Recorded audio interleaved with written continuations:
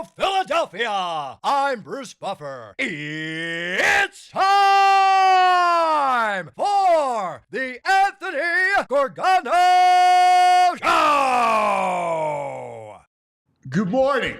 Good morning. Good morning. Good morning. Good morning. Happy Wednesday across the Delaware Valley. This is the Anthony Gargano Show presented by Rite Aid.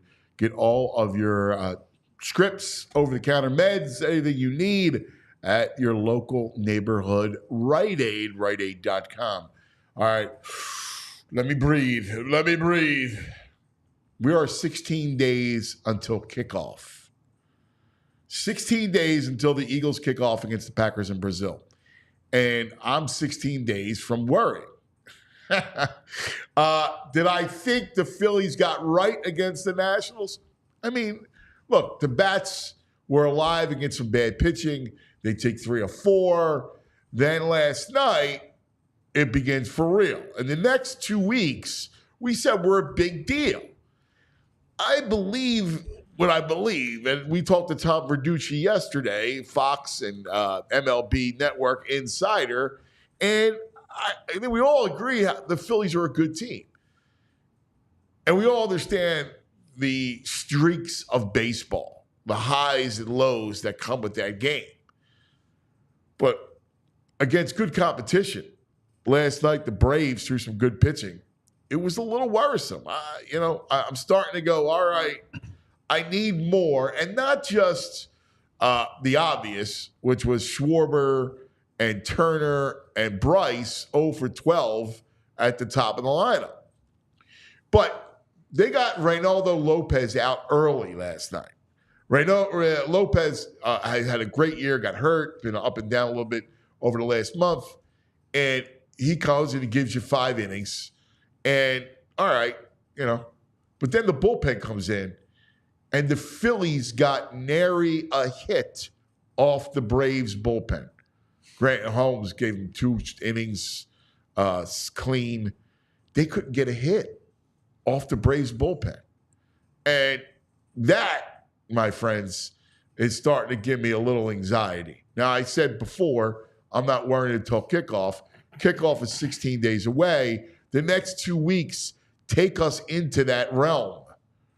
So tonight is Nola and Fried.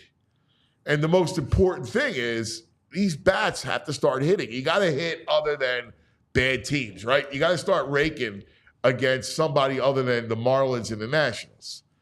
And let's see what they do against Fried tonight. But as you look at the standings, now all of a sudden, the Braves are only 6 back. Now all of a sudden, the Dodgers have a 1.5 game lead over the Phillies. Oh, and by the way, the Phillies are tied with Milwaukee for the second best record in the National League. You do not want to fall to the 3rd and then have to play in a wild card situation. You just don't want to deal with that. And so I got to see some more life out of these bats. Bohm is the only one giving you life. He reached base 36 times in a row. Last night he had 2 hits, but that was it.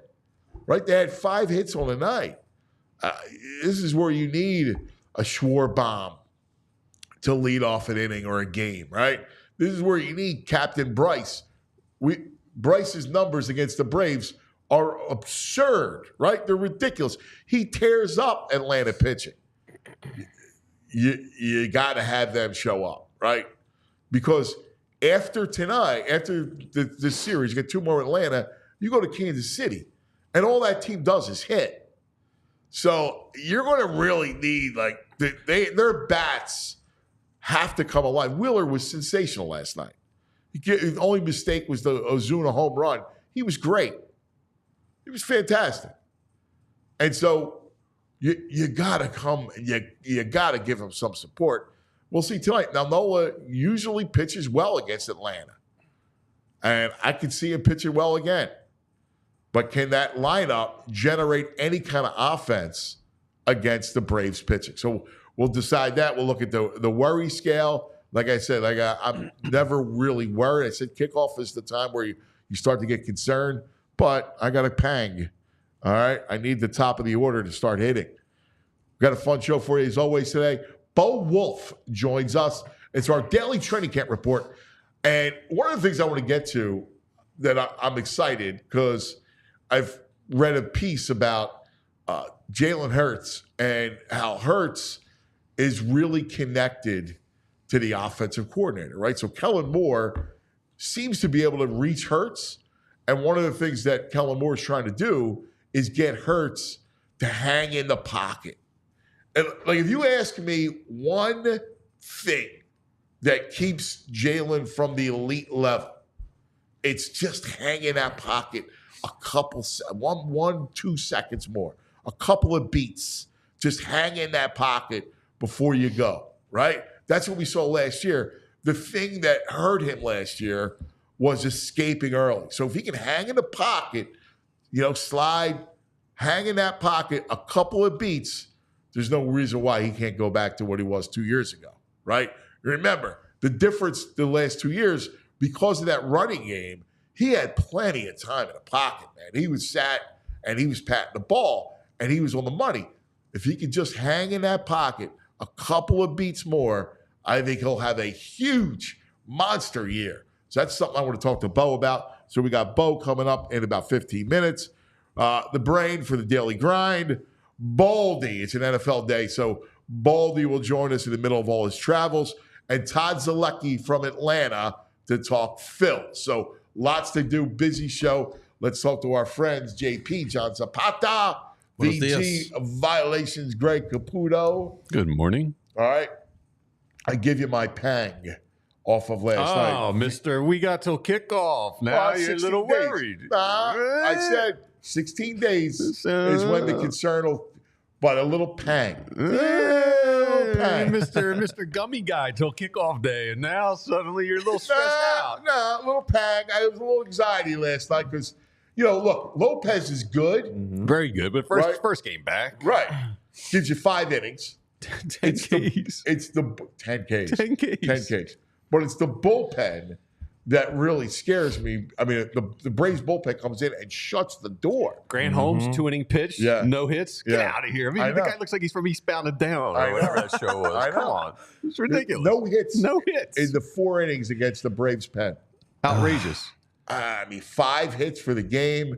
Bohm has 2 of them, and 0 for 12 for the big boys. Oh, well, if you include the 8 and 9 hitters, they're 0 for 17 last night with 10 Ks. That's outrageous. And you see it, right? 8, 9, 1, 2, 3. Rojas 5 left on base. Yeah. The guy can't just a suicide squeeze with them at this point. I mean, it's just. And what do we see? That freaking stinking Whit Merrifield had a big hit, had a triple. Are you kidding me?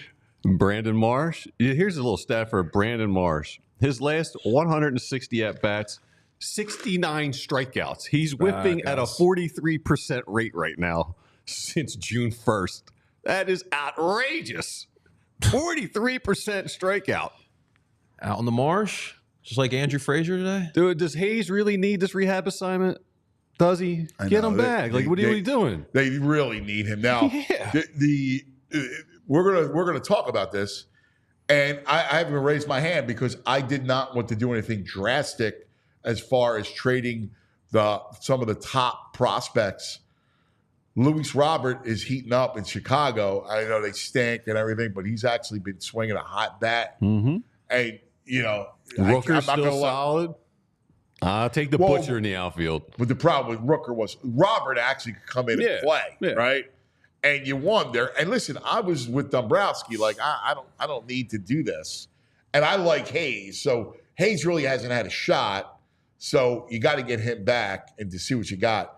But all of a sudden, you can't. I'm not worried about the lineup, but I'm concerned against good pitching about the lineup and just a little bit because it feels funky sometimes where they go to sleep. Hey, welcome to reality. You're waking up to this team. No.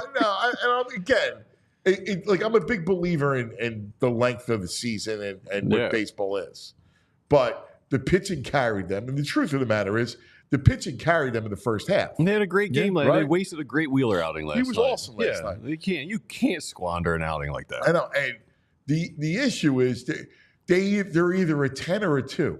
right? You know, you've heard that old expression, the 10s or 2s. Yep. They're either a 10-run or a 2-run, right? They're either they come alive and they rake and they attack bad pitching and they can just abuse bad pitching.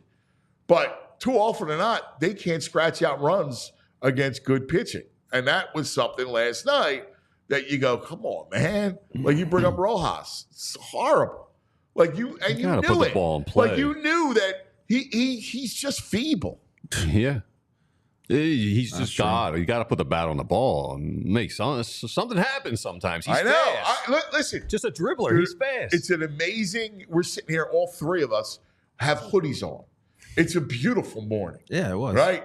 It's 60 degrees. It's just a perfect morning. Yep. And, you know, it starts to feel like this, right? It's getting real. We're getting the kickoff. I'm sure it's going to blaze up again. Mm-hmm. But we're close, right? We're you know, the baseball season now. Now, all of a sudden, you're talking inside 6 weeks until the playoffs come, right? And this is it, man. Now, I give it till kickoff, but this road trip is going to dictate kind of how I feel. You're going to be a bag of nerves in 5 days. I got to tell you, there's a line in The Godfather, right? Because I'll date myself, where the Don Corleone says to Michael, because they're in the garden, and he says, the older I get, the more I love drinking wine, right? And it's funny because as the season goes, I couldn't wait for last night. Like we all love the Phillies, right? And there's something about 7:20, and I like the 7:20s better, or 7 o'clock's better than the 6:40s, but whatever. Yeah. Just knowing that they're ready to go. Like I get such enjoyment out of them, right? Like we know how much we love football, but like there's something about the daily Phillies date that you go, hey man, I look forward to seeing you. And man, they're good, and it's just like, come on, man, they gotta have a run in them, man. I can't have them be the 10-1 Eagles. I can't have that. Bring that up, cause none of us can. There's a great comedian. Like I don't think I can handle it. Doug Stanhope's a really funny comedian. He's got a series, or his special is called My Name is Doug Stanhope, and that's why I drink. It's almost like I'm a Philadelphia sports fan, and that's why I drink. Yeah. No, it does. Drinking. It's true. Hey, we got Bo coming up in about 7 minutes. Can't wait. And I want to throw this by, because I read this piece about Jalen. I think it was Jeff McClain or somebody. It was about Jalen getting out of the pocket, right? And Jalen, and Baldy and I, we'll talk about this coming up when Baldy's with us.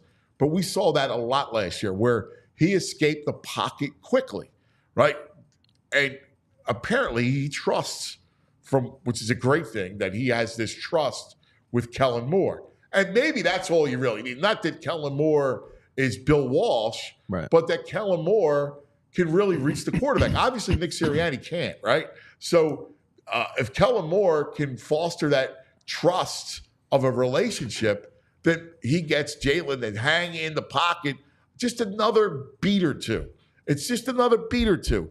You know, a couple of beats, you hang in there, and that's the difference between, you know, the elite level and how he played over the course of the 2 years ago. Yeah, no, and that's obviously the key, right? The trust between Jalen Hurts and Kellen Moore. That's what we were told. That was the issues last year. That Jalen just did not have trust in the offensive coach. Yeah, I mean, clearly, right?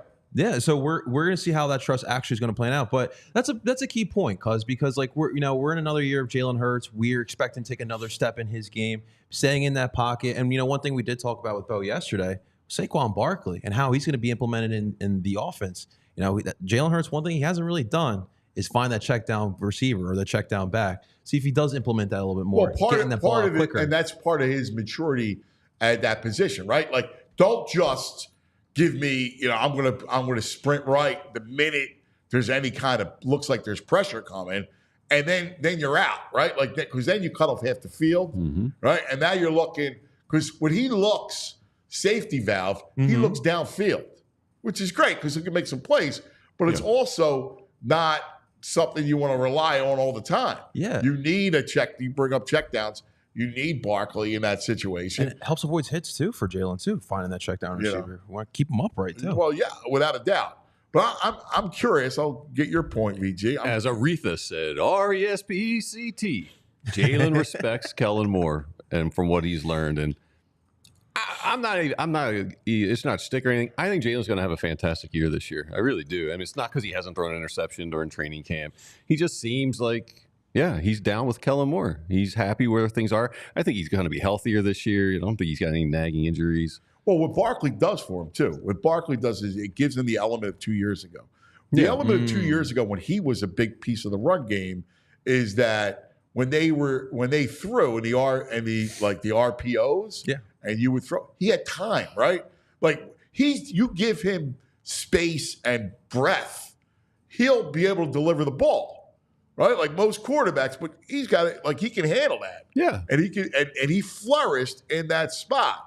So I think the biggest key is, hey, stay in the pocket, man. Like having Barkley back there and that threat, it makes the duress a little less. And he trusts the guy saying, I got you. Stay a second longer. We got you. This is going to open up, And that's huge. Yeah, that's everything. It's everything he was missing last year. Yeah, I think that was the biggest takeaway from him last year and why there was a dip.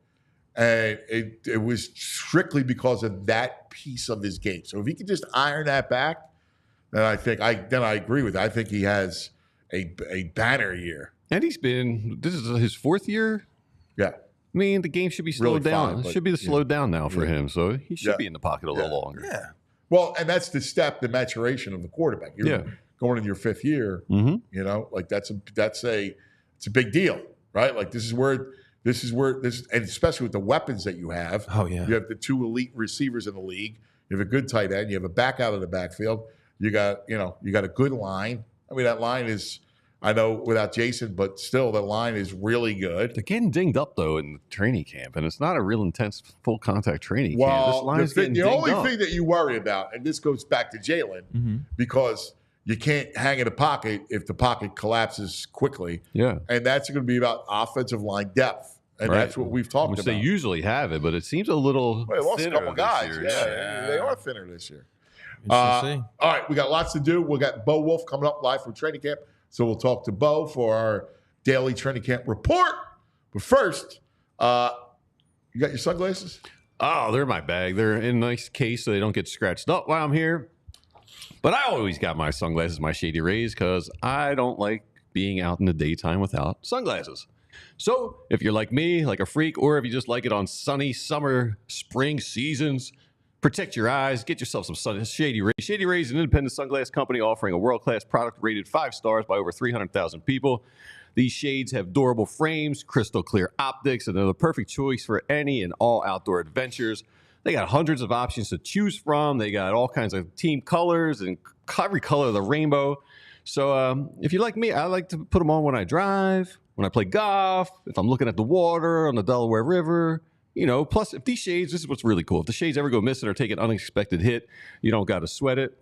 They have the most insane protection in all of eyewear. Every pair is backed by a lost or broken replacement guarantee. So if you don't love your shades, you exchange them for a new pair or return worry-free within 30 days. It's a whole month. So there's no risk when you shop. Their team always has your back with personal and fast support. And exclusively for our great listeners, Shady Rays is giving out their best deal of the season. Head to shadyrays.com and use the code PHLY for 35% off polarized sunglasses.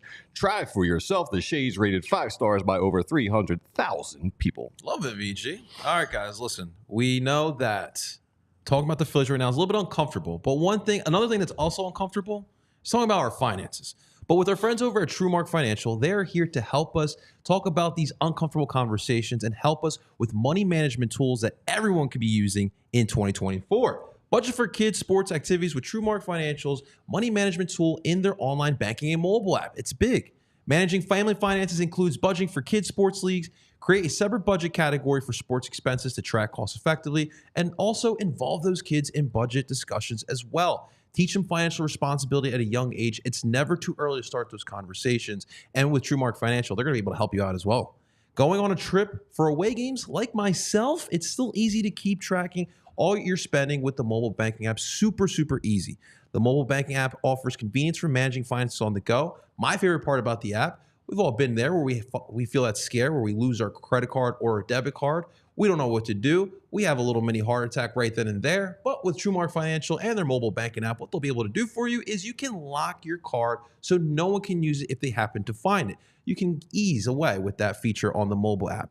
TrueMark Financial is federally insured by the NCUA and is an equal opportunity lender. So ladies and gents, if you want to start your credit union career today, just like the Cuz did last week, you can. It's very simple. Go to TrueMark.com/PHLY. Again, that's TrueMark.com/PHLY. The best part about it, we have 24 branches here in the area. If you're a little more old school like myself, you want to walk in and talk to someone and help you start your career, you can here today with one of those branches. Thank you to our friends over at TrueMark Financial, and start your credit union career today, guys.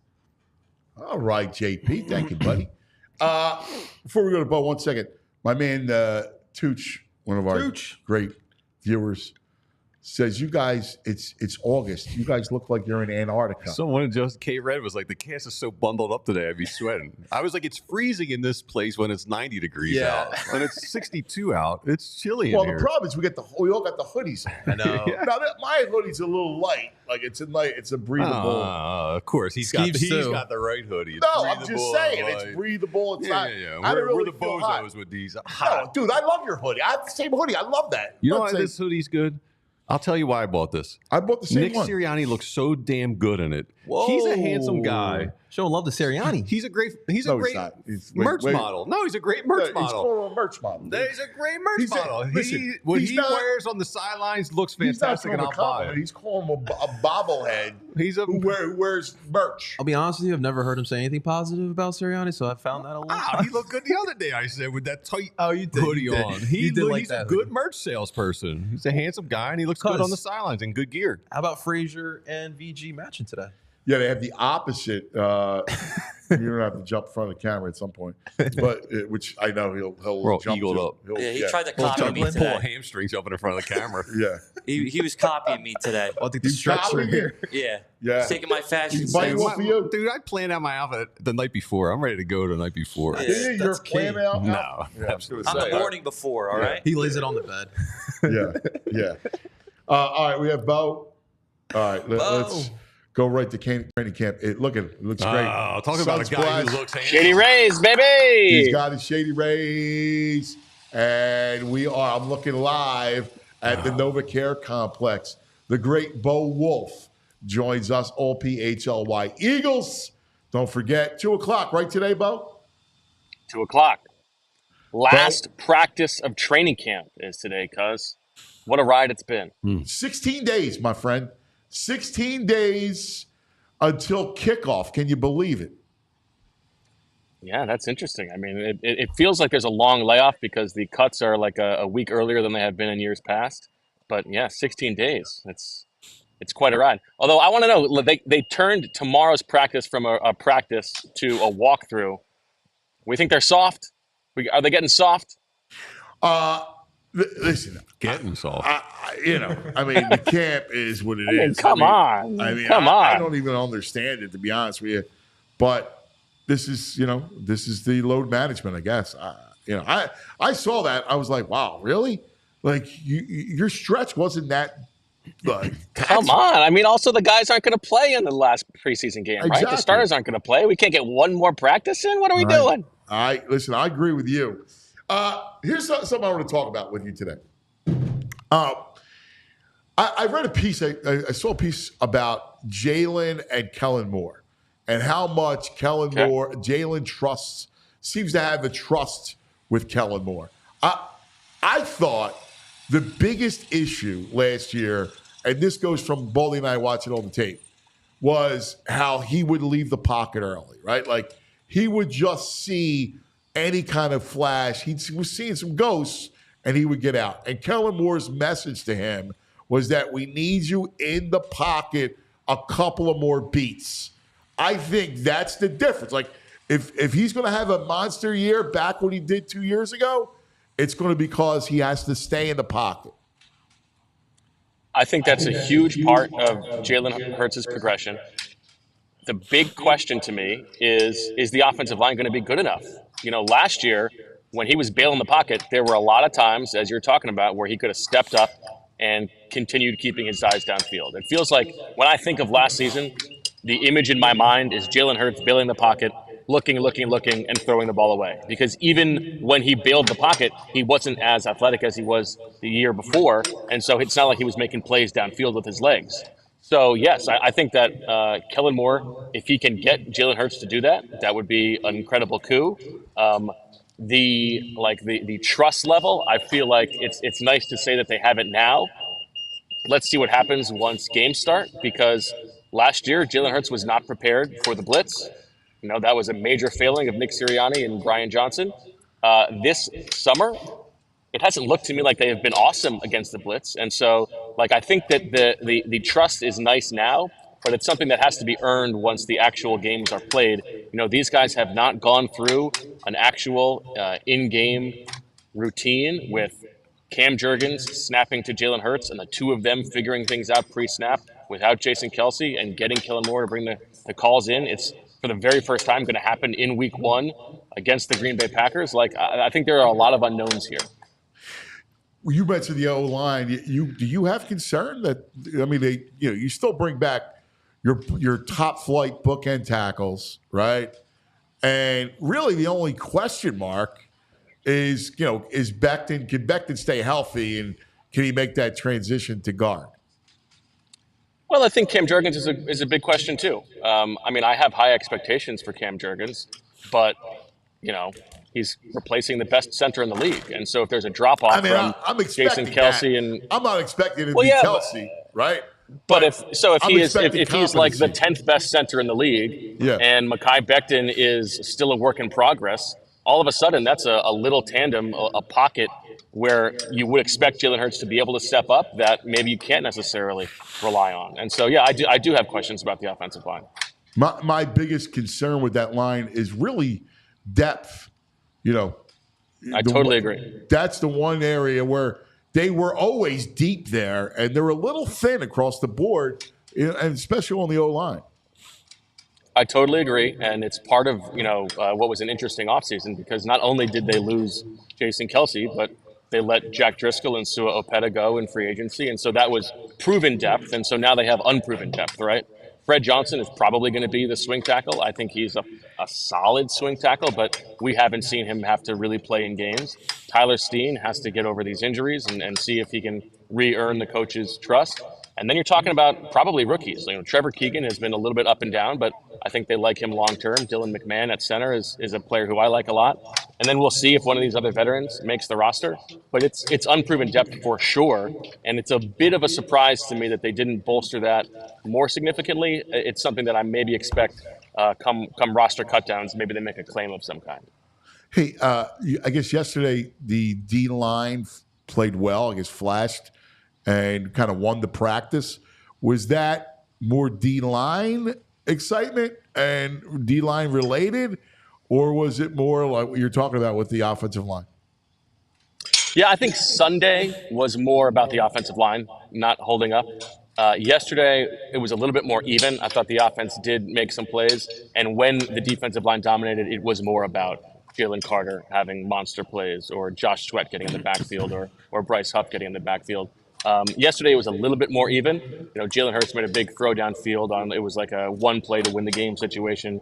Beautiful throw to A.J. Brown, who had just half a step on Quinion Mitchell. It was a beautiful throw, and there were a couple other nice plays from Jalen Hurts. But when the defense won yesterday, I think it was more about the defensive line dominating. And Zach and I talked about that the other day. Is there a chance that we're underrating how good this defensive line can be? Can this be a top 5 defensive line? Because you have all these young guys. If they're all ascending at the same time, it could be special. Yeah, I'm excited and a little concerned at the same time, right?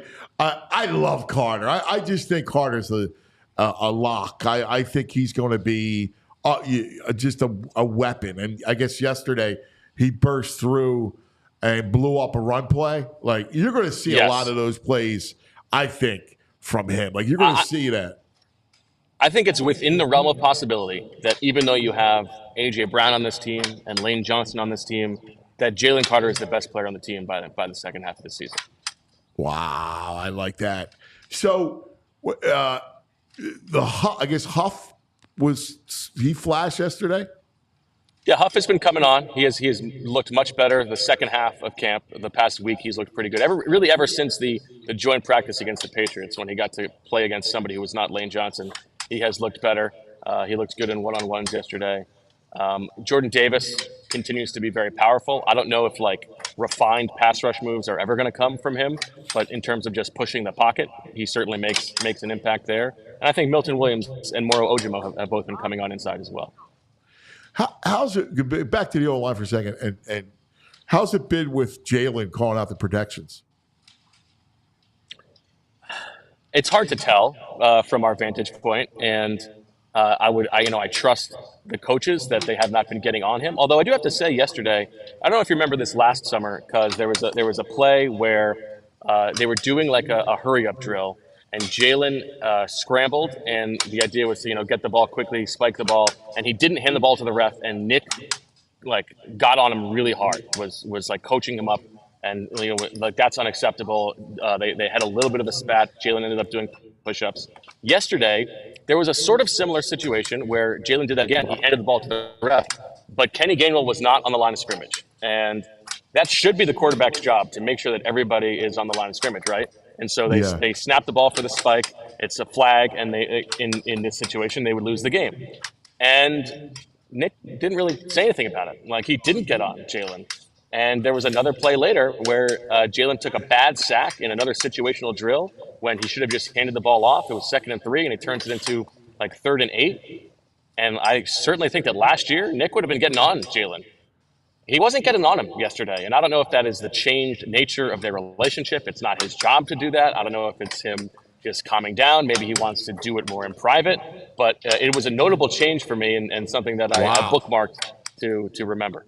Is he because right off the bat, your mind goes that he's afraid to challenge him, which is not good.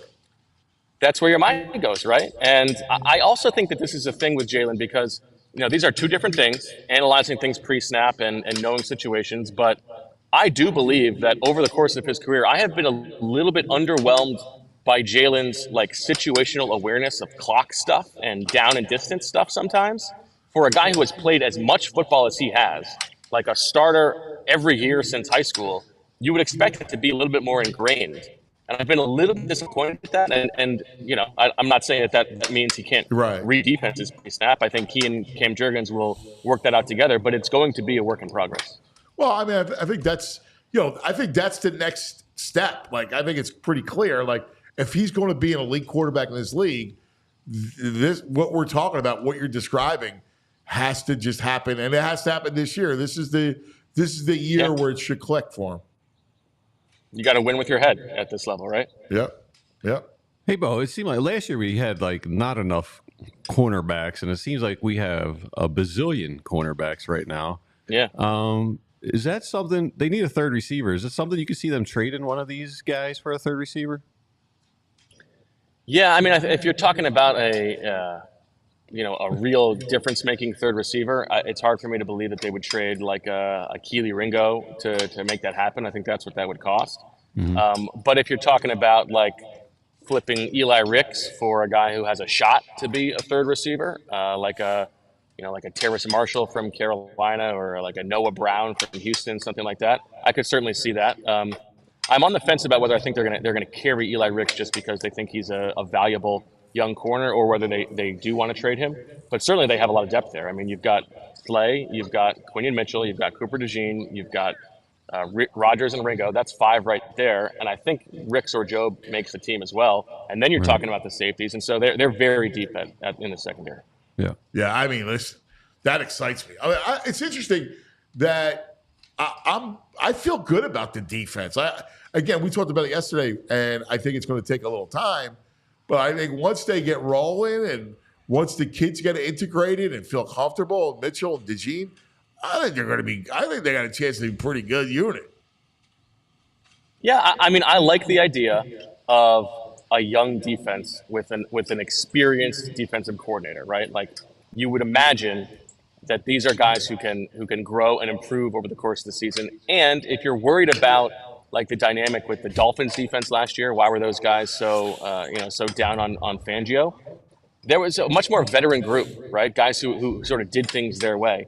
This defense, I mean, you got Slay, you got C.J. Gardner-Johnson, who has a mind of his own, and everybody else is either young or like here for the first time trying to prove themselves again, Right. like Devin White. Like this is a guy who has something to prove. I feel like it is set up for there to be a little bit more buy-in than Vic had in Miami last year.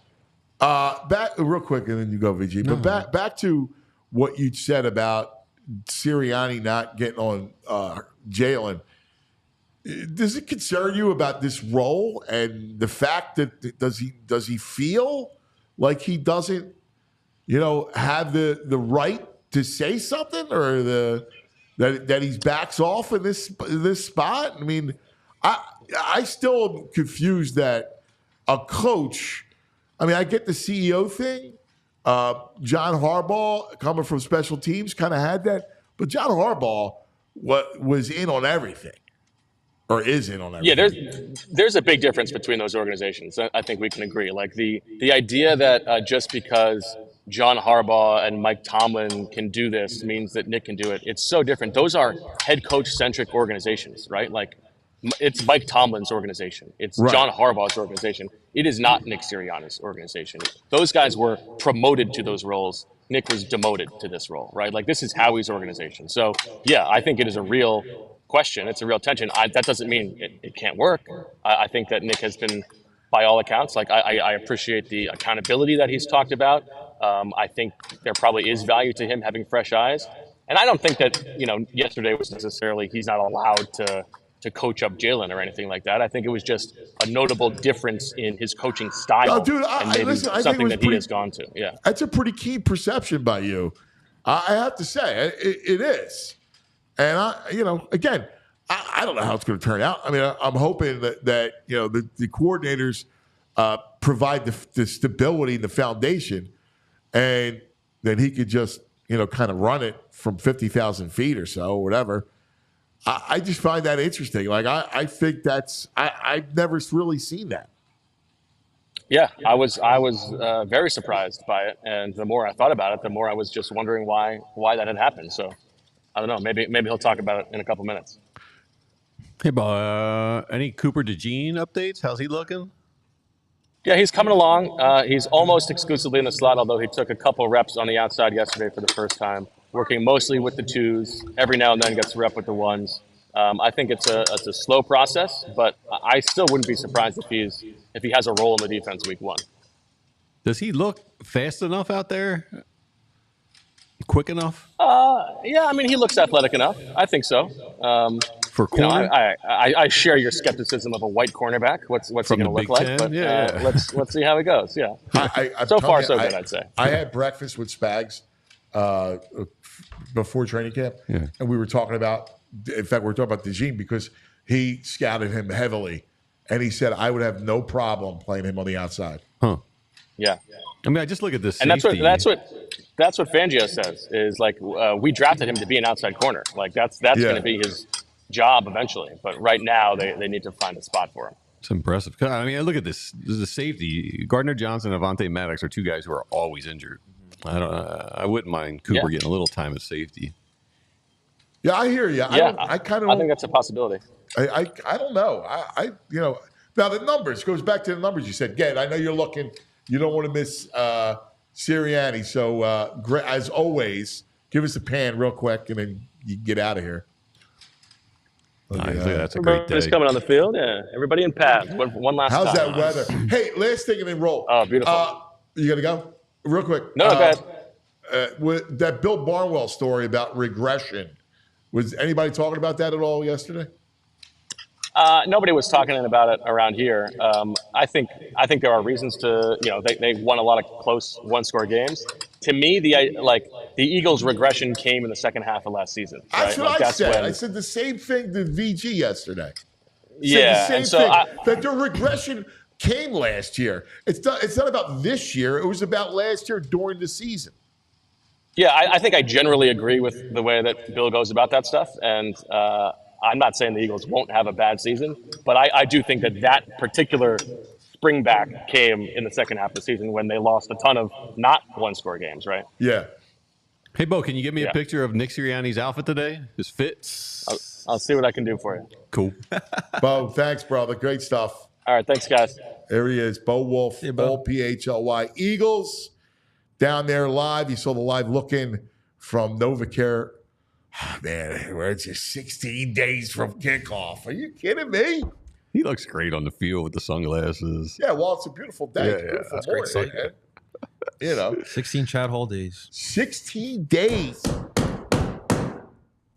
Football. Then you can worry about the Phils. The chat room is really not a good way today about the Phils. A lot of tension going on, people bickering back and forth. Well, it's like a mood today. The problem is, like, you have a game like last night, and it was so frustrating because you couldn't get anything going. Oh, we're all amped up for it.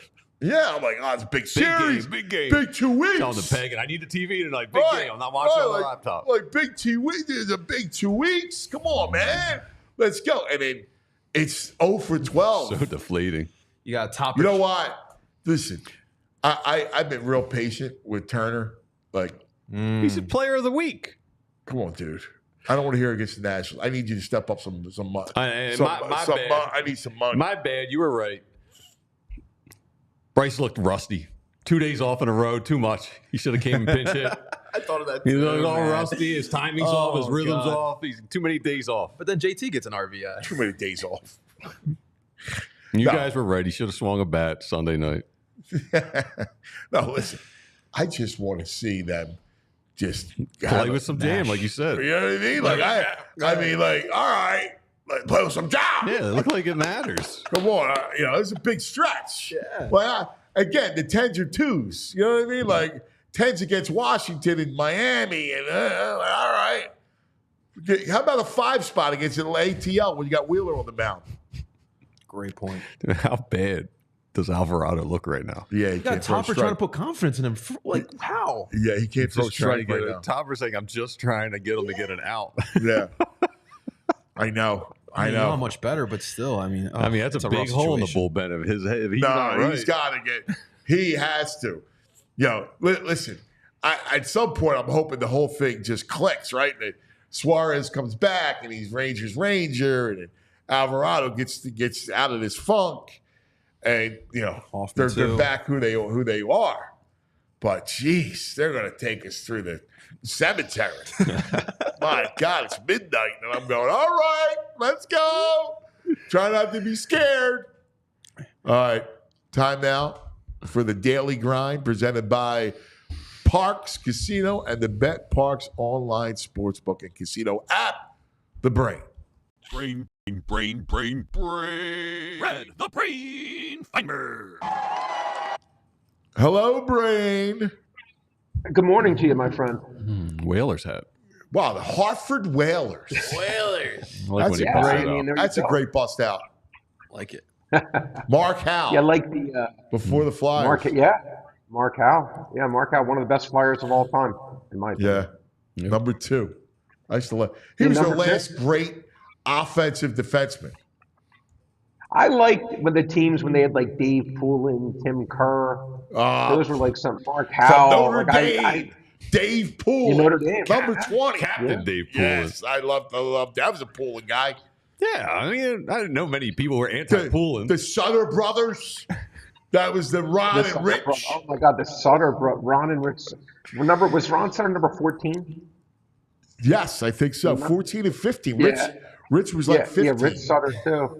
Yeah. Ron Sutter was very hyped up, like he was going to be a great NHL player, and he had a nice career, a really nice career. But he was never like the superstar they kind of. No. Not saying he got wasn't his Lindros brother. type. There was like 12 of them. The Sutter brothers. There was. You're not even Those going were coaches. Dwayne, Brent. The whole league was the Sutters. Yeah, referees. Dwayne Sutter, Brian Sutter. Brent Sutter. Yeah, I think. Brent Sutter. Yeah, there was some of the Blackhawks. Yeah, I mean, The yeah, you're right. Islanders had a Sutter. wild. The Blackhawks had a Sutter. The Blacklock's Blues had a had few. a Sutter. That's great. I was a big Flockhart man. Ron Flockhart. I love Ron Flockhart. Flockhart. Flocky hockey, man. Flocky hockey. Wow. I love this rabbit hole. 80s hockey. Let's go down 80s NHL. 6 brothers: Brent, Brian, Dwayne, Daryl, Rich, and Ron. Daryl Sutter. All made the NHL. Daryl That is wild. That's awesome. 4 of them became coaches The and odds general on that. managers. Well, they were all the same guy. Yes. They were like Yeah, they're all the same guy. That was the thing. It was like, muckers yeah, and well, you would grinders. think you would think by accident there'd be differentiation, but they were all the same guy. I think there was Not only even- one defenseman. I think Dwayne. I mean, one of them was a And defenseman. here's a nug. The 7th brother, Gary, is said to have been the best hockey player of all, but decided to stay home and work on the family farm. Wow. Wow, really? Oh, but you know what? Wasn't there a great hockey player named Gary Suter? Yes. Yes. Yeah. Yeah, Yeah, Suter. but not Yeah. Sutter. Yeah, Not as okay, same but he one was like, T. The first generation of Sutters had at least one brother playing in the NHL for 24 straight seasons. Wow, are you serious? That's crazy. I'd like to be their dad, man. Right? That's Oh my awesome, God. man. Talk about they had their own pond. Like, those that's are incredible those are stuff. some good genes. Those are some good genes to be able to make that. But man, it's funny. Those were like I loved like the Flyers back then. That was like one of my. I know they didn't win any Stanley Cups, but I actually I was really right there enjoyed with you. them. Oh Yeah, my I mean, God, those were- those Flyer teams, they were incredible. Zezel. Zezel, Taki, Peter Zezel, Derek good name. Yeah, Smith. Peter Zezel. Oh my God, I love that team. Ilka Peter Sinisalo. Zezel, did he pass away? Peter Zezel, Anthony? Was that? Did Peter Zezel pass away? Yes.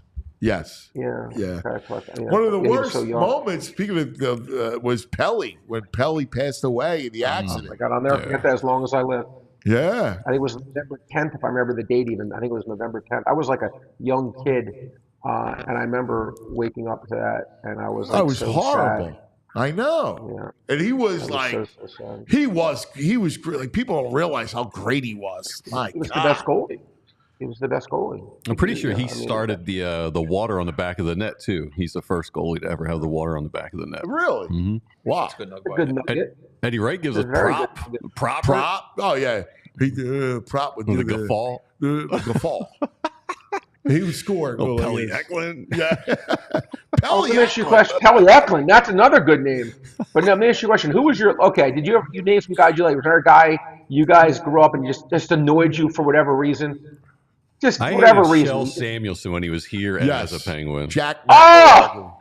I couldn't stand him. Michelle? Yes. Yeah. The big Swede? I The hated big his team. Swede. Yeah. Yeah, I I hated him did too. not like that. The big Swede. He was huge. He was like a big galoot. Like he Well, was just. you know what is funny? He was a pacifist too.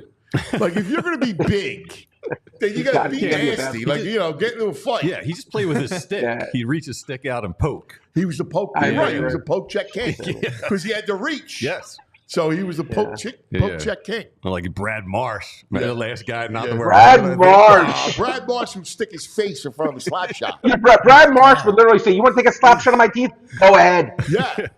If you want to talk about a guy not afraid of anything, he would block Brad a Marsh. million shots. Like, he was always in front of everything. He'd slide. He used to take shots. Like, those dudes, to this day, It's a different- one of the stories that needs to be done is a look at the injuries that they suffered. Like, those guys used to get The toughness. mangled. I mean, the pucks in the toughness. face. Right. Stitches were nothing. They were stitched up left and right. It was like a freaking, they were like doctors or seamstress, on them. It was amazing. No, the toughness these hockey players, I mean, they still have it. But back then, when there was less padding, I mean, it literally no helmets. I mean, Brad Marsh, that's another, wow, what a great name. I mean, Brad Marsh to me was like, I just used to remember he would be smiling with his teeth out, and he'd be like, here, you want to hit me in the, nothing you can do to me, it hasn't already been done. He was, And just refused Yeah, the he was mask. tough, I dude. mean, the helmet. One of the Yeah, last he didn't holdouts. like it. He didn't was. like it. he Yeah. was. Here's Ed was. Wright in the chat says he couldn't stand Jody Hull. That's a good horrible. Jody Hall. Jody Hall, man. Oh, you man, know who I- else? You probably I hated just Rob DeMaio. Hated Rob DeMaio. dropped the Mayo. Hated Rob DeMaio. The unskilled band, Yeah, band- tiny, nothing. Yeah, he brought nothing. No, not at all. Who was your least favorite goalie before we go? I just want to, because I couldn't say it. And they signed him to that 8-year, $90 million contract. Brizgalov. Oh yeah, well he was horrible. I couldn't. Humongous. I'm an anti-Robert Esch. Bob Esch. Yeah, never a fan of the Esch. Bobby Esch. Yeah. Yeah. Who was? I didn't like Dvorak. He was defenseman. Yeah, Radek Dvorak? Miroslav. Very good, Brain. Nice. With a little pull. That's a good Miroslav pull right there. Yeah, listen, that's probably the only time Miroslav Dvorak's been mentioned on a sports show today. I'm giving that my 9999999. Yes, you're right. That's a big favorite. You a little worried about like the Phillies bats? You listen, it's funny. Yesterday I bet it and I lost. I really like the Phillies. We were pitched fine, pitched well. He's 6 innings, 9 strikeouts, 2 He was runs. great. Pitched fine. He pitches out. We were like, look, Lopez. Listen, why always say it, Anthony, on your show? Baseball is the only sport in the world where defense beats offense. Every other sport, offense trumps defense. Every other sport. It's not even just the way it is. But with baseball, if you have a good pitcher, you're going to shut down the other lineup. Lopez, 10 strikeouts last night? Yeah. He innings. just had it going. Yeah, 5 innings, 10 strikeouts. First game off the DL. Yeah. Listen, I'll be honest. Like it is getting to a point. And again, I go back to that. I brought up that Yankees year when they went like 4 and VG looked up like 4-18 in their last 22. So it is possible to overcome this kind of, let's call it malaise, but it's getting to the point. Again, you look at the Dodgers, guys, and that's just, again, I always try to be objective. Look at the Dodgers. Just get Muncy back yesterday, hits a home run. He's hit 2. Shohei. He's hit 2. Oh, he hit 2? Well, no, he hit 1 the night before and then 1 last One night. the night before. And then Gavin Lux is out of his He's mind. been on fire. Gavin Lux, let me tell you mind. something. Gavin Lux was like Mickey Moniak. He was Yes. like a top prospect that sucked for like 4 years in a row. 5 home runs last night? Yeah. He's been unbelievable. And you look at that Dodger lineup, it's just, you're like, where do you get a breathe? Where's the oxygen? Right? Like, where's the oxygen? Because every guy, you're like, Betts, damn. Freeman, damn. Ohtani, best player in the world. Will Smith can hit his 30 home runs. We talked about Muncy can hit 40 home runs. Lux has been better than all of them. It's like, where do you get your breather? And you know what they got too? They start to scare me because they got good depth role players, right? Like, so Kiki Hernandez. Sure, he's been around for a million years. Hayward from the left side. Kiermaier from the left side. They got the Edmund from the Cardinals who can play a little bit. Like they're the best team. There's not even a question. There's not a question. They're the best team on paper, for sure. I don't think anyone. You could be a Phillies fan. You're not going to disagree with that. No, but I mean they're just deep. They're deep it's everywhere. It's going to be very hard to beat this team 4 times. What's tough is you could be winning 4-2 going in the 9th inning, and they bring up, 9. Let's say it's pinch hitter, and then they go Ohtani. If not, whoever's saying 9, then they go Ohtani, Betts, Freeman. Those 4 guys, you're going to have to face. Probably one of someone's going to go on base. It's always just like Teoscar. It's just going to be such a tough. Will Smith. Teoscar, it is such a tough team to get around there. I don't care what lead you have in the 9th inning. It's going to be really scary. I think the team that has the best chance of beating them, Anthony, will be in the first round when you play a best of 5. Agreed. Because to me, beating this team in a best of 7, I don't care who you are. I don't care. There's no team you're going to tell me, the Phillies, Yankees, Orioles. This Dodger team is such a behemoth right now, and they're finally healthy. And they made that trade to improve their team. I mean, this is the best team, but we've seen in a million years the best team flat out doesn't win. So still no, dude, I feel you. They're put together nicely. Max Fried has been struggling, guys. Max Fried, who is a really good pitcher, has not really pitched like himself. Now, neither is Aaron Nola. Look at Aaron Nola's K rate, guys. I always like to look at K rate as a barometer for how good a guy is going, right? Does he have that swing and miss stuff? Like even when you mentioned the other day, Anthony, Joe Boyer, like as bad as he is, he has that swing and miss stuff where he could always get you. Nola, to me, has always been a really good strikeout pitcher. Yes. But it seems like, I don't know. I've been watching the games. He hasn't been able to put guys away. he'll get two strikes on the guy and just hasn't been able to finish him off.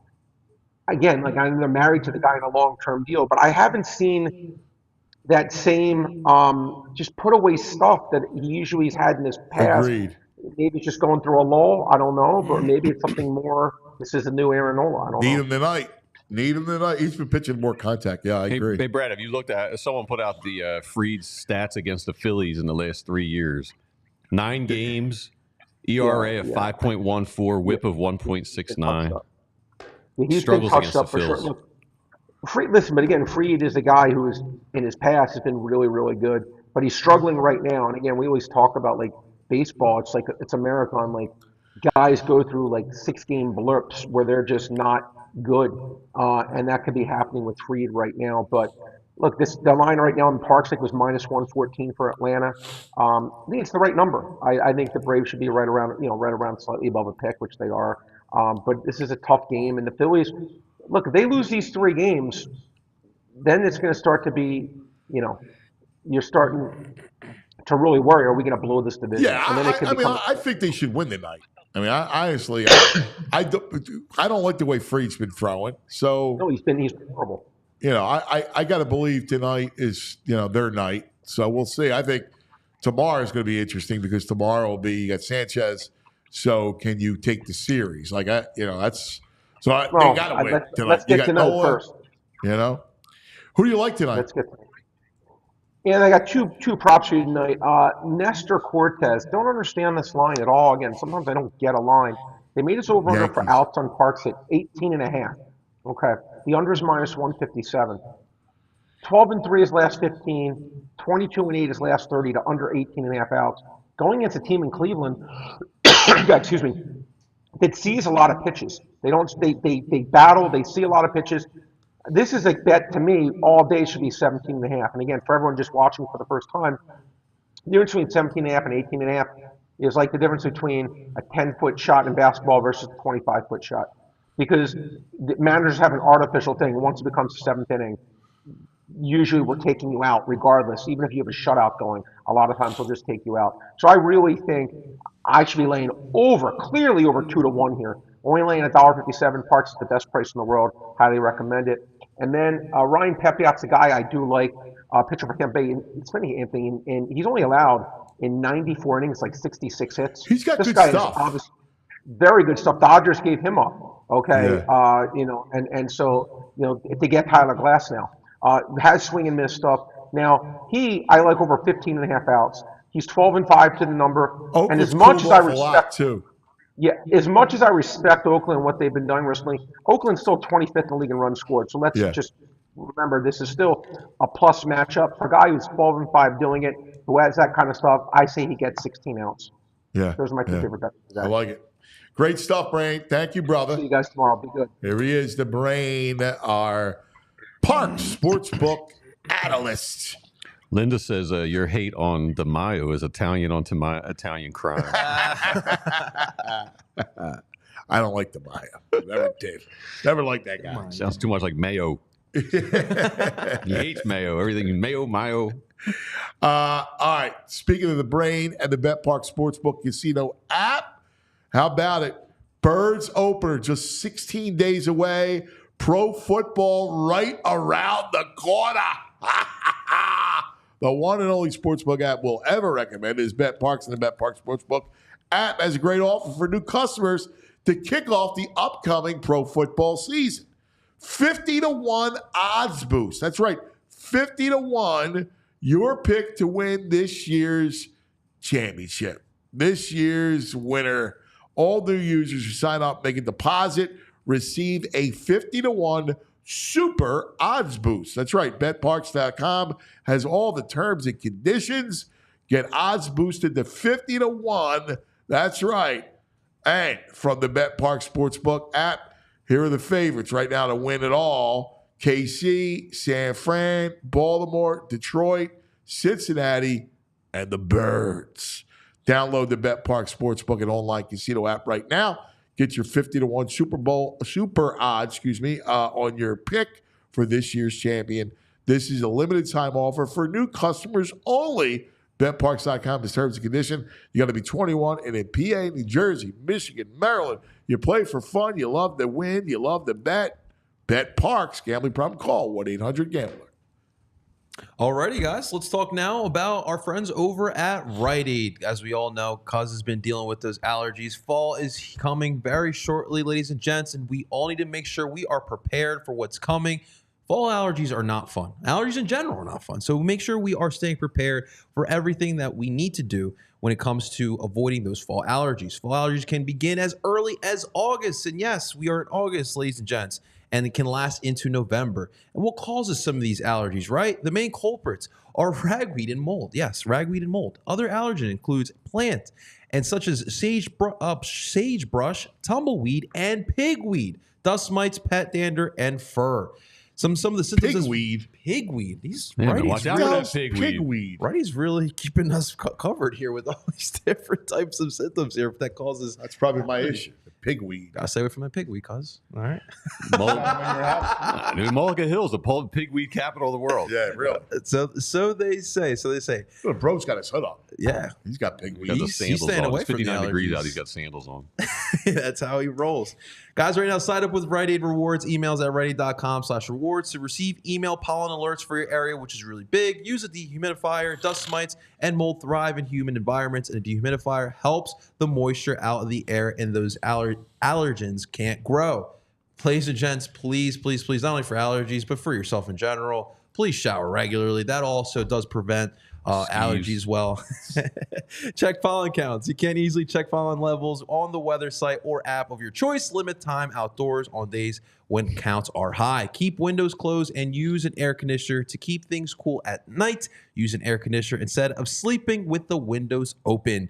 Wear a protective mask when gardening because allergens like to hang in leaves and moist soil. You should wear a protective mask when you tend to do outdoor work. Wearing long sleeves and gardening gloves can protect in these elements as well. And right now, guys, you need to head on over to Rite Aid. Obviously, all of our local Rite Aids, we know where exactly they're at. Stock up on allergy relief or catch up on immunizations for RSV, shingles, and much, much more. Walk-in schedule vaccine appointment at riteaid.com. Not only for anything you need for allergies, but anything around the house, any other illnesses as well. Rite Aid is your spot. And a big thank you to our friends over at Rite Aid. All right, JP, thanks, buddy. Coming up, we're going to talk to Baldy, get our NFL fix, because it is 15 days until kickoff because of the Thursday night game. That's right. I loved it. Okay, so Phil's panic can set on an NFL kickoff or Eagles kickoff? That's a good question. No, NFL. NFL. I said NFL. All right, Okay. 15 days. Yeah, I actually, week 0 is Saturday. Oh, wow. I've learned. I'm all geeked up. And then the big Labor Day weekend kickoff is the following Thursday. Saturday's So gonna be a week awesome. from tomorrow is the when deadline for the Phils to right their ship. Nah, I'm going to give them till the kickoff of the NFL season. All right. All right, I gotta give them that. 15 Van Buren days, guys. This portion of the program is brought to you by Bet Park Sportsbook. TrueMark Financial Credit Union. Go to TrueMark.com/PHLY to learn more about the credit union difference at TrueMark today. All right, so when Baldy comes, there's a slew of stuff I got to hit him with. I got a couple things I need to clarify with him. Yeah. Like what? I need to see if eating food is appropriate during watching NFL games. You're going to ask about the skinny jeans too? 100%. I know. I mean, we get Baldy's the expert. He'll say yes. I know he'll say yes. I hope so. He got the I hope he meats. doesn't let me down. He's got his wings. Mr. Meats probably. No, but he doesn't Oversell it. do. Like he's not. I don't think he's. He's eating during games? See. What's that? You don't think he's eating during games? Well, no. Probably doing like Really? prime rib. I could see Baldy eating something. I mean, listen, little I'm not snack? against it eating during. You came pretty strong yesterday. No, again, you asked me what I do. No, you. I don't you make it a big like I was a production. maniac because I put together a nice Oh, board. dude, you're talking about Gouda. You're talking about imported Gouda. Yeah. My Like, what the frig? Like, I gotta go to be a cheesemonger. Yeah. Like, Emilio from the Burrow Brothers, a friend of mine. Right. Like, I gotta go to watch football. I need a cheese board. Yeah, little Pete and hummus, cuz. Mr. Water in a notebook. Well, no, I'm just saying. You know, my man's he's He's got traveling. a bedpan, sitting on a bedpan on the couch, so he doesn't have to leave to go to a bathroom. No, I'm sorry, Mister. I gotta go travel to Morocco to get my Some hummus. Yeah, man. Why do I picture? I need my hummus and pita bread. Yeah, I'm sure. All right, like no, Baldy's going to be on board with this. No, is that? Listen, is it cheese board and hummus football food? Yeah, in my These house. days now it is. Yeah, Cuz. yeah. So That's fine. all the Super Bowl Yeah, it parties. Yeah, cheese board and hummus can be football food. Yeah, sure. Well, I mean, in my house, but if I was in yours, you put some cured meats on there. Yeah, why not? Come Times on. have changed, cuz. I'm just saying, like, I don't know. I mean, if you were to order some, go ahead. I mean, but you make it. We do some very we do a bowl of steak tartare to make it more football, just raw meat on the side. Dip our hummus, a pita, and some raw tartare. Yeah, we made it up. tartare. It's good. Tartar. It's good, man. I'm pizza and wings. I'm very simple when it comes to football. I mean, I get that. You know, Like, I get You that. hungry? 3 Soft pretzel hours tray on the with the couch. dips. What? Soft pretzel tray with the dips. Yeah, I'm That's good with fine. that. The Yeah, I'm cheese cool with dip, that. all that. Yeah, Ooh, again, I'm nachos, not, dude. like I'm just talking about, like, you know what it is? I don't usually watch games. I usually watch games alone. Me get too. No, you know, Like, you I go get to if there's the other pub. people. No, I make the I'm board for all myself. about. Like, I get, if there's other people, Yeah. yeah, I get the whole menu and everything else. But, like, if I'm by myself, I'm not going, I got to get my freaking hummus. All right. We got the legend on the line. Here he is, the one, the only, Baldy.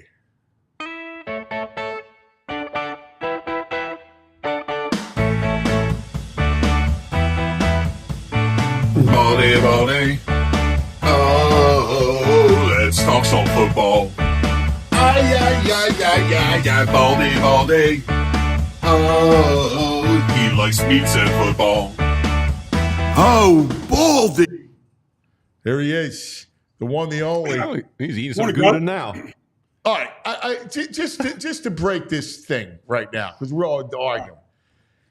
What do you do if you're home? You're not covering the game, right? You're watching the game. What are you doing? Give us take a snapshot into Baldy's world if you're not at one of these games. Well, I'm seeing if there's anything that I could turn into a Baldy's breakdowns while I'm watching it. But I'm typically watching the trenches every single second of every play, and then following the game from the inside out. Who's making a mistake? Where the mistake came? Because usually the mistakes at any play, good or bad, happen inside. So I'm kind of got my eyes focused in there. Are you now? Is there anything else around you? Are you eating or drinking? No, I'm not a big eat guy when I watch games. Like I know all that. I told you. Oh man, this is disappointing. I told you. You don't do any meats or brisket, nothing while you're watching a game. Wings. I've already done all that. Well, he's working. That stuff's I'm not all done. working. What do you mean? I told you the same thing. I got a bottle of water and I got my notebook. I'm just watching the game. Look, I'm as good an eater as there is. All right. Right. But I eat with friends. That's Yes. that's a separate activity. You know, I eat in social situations. Preach. But when football's on, to me, it's work. Like, I'm not Preach. my steak and missing Jalen Hurts on the deep ball to AJ Brown. I'm not missing it.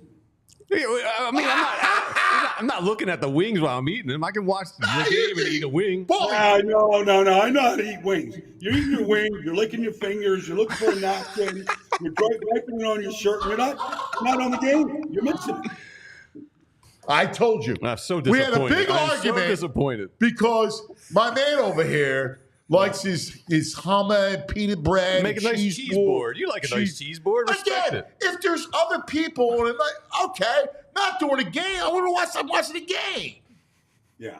The game has precedence. The game Yes. has precedence over everything else. Yes. I'm not taking out the trash during the game. No. I'm not telling my next door neighbor's dog to stop barking. Right. I'm on the game. The Yes. game. That's what I'm on. Yes. Two maniacs. You two are maniacs. I knew it. Never felt. I feel more vindicated than anything. Okay. Phillies, Well, we Eagles, sit the doesn't same way, matter. Coach. We say the same way. Let's get a couple things before we go league, because I have a lot of league stuff for you. I want to hit home first, and there's a story about Jalen and Kellen Moore, and the idea is trust, right? That Jalen is talking to Kellen Moore a lot, and they're building this trust. And the one aspect that Kellen Moore wants Jalen to do, and this is something that you and I said every week after watching the tape, he's got to stay in the pocket another beat or two. He's got to have those eyes downfield. And that's the biggest thing. And that kind of, to me, is what is separating him from that 2 years ago elite level. Yeah, well, I mean, look, I would say that he's got to do that, but he also has to keep his eyes down the field if he's going to stay in the pocket. Yeah. This is look, I don't know what's going on at right guard. I don't think anybody knows right now. But, the offense line is going to be good, all right? And you got a right tackle that's as good as anybody in this whole business.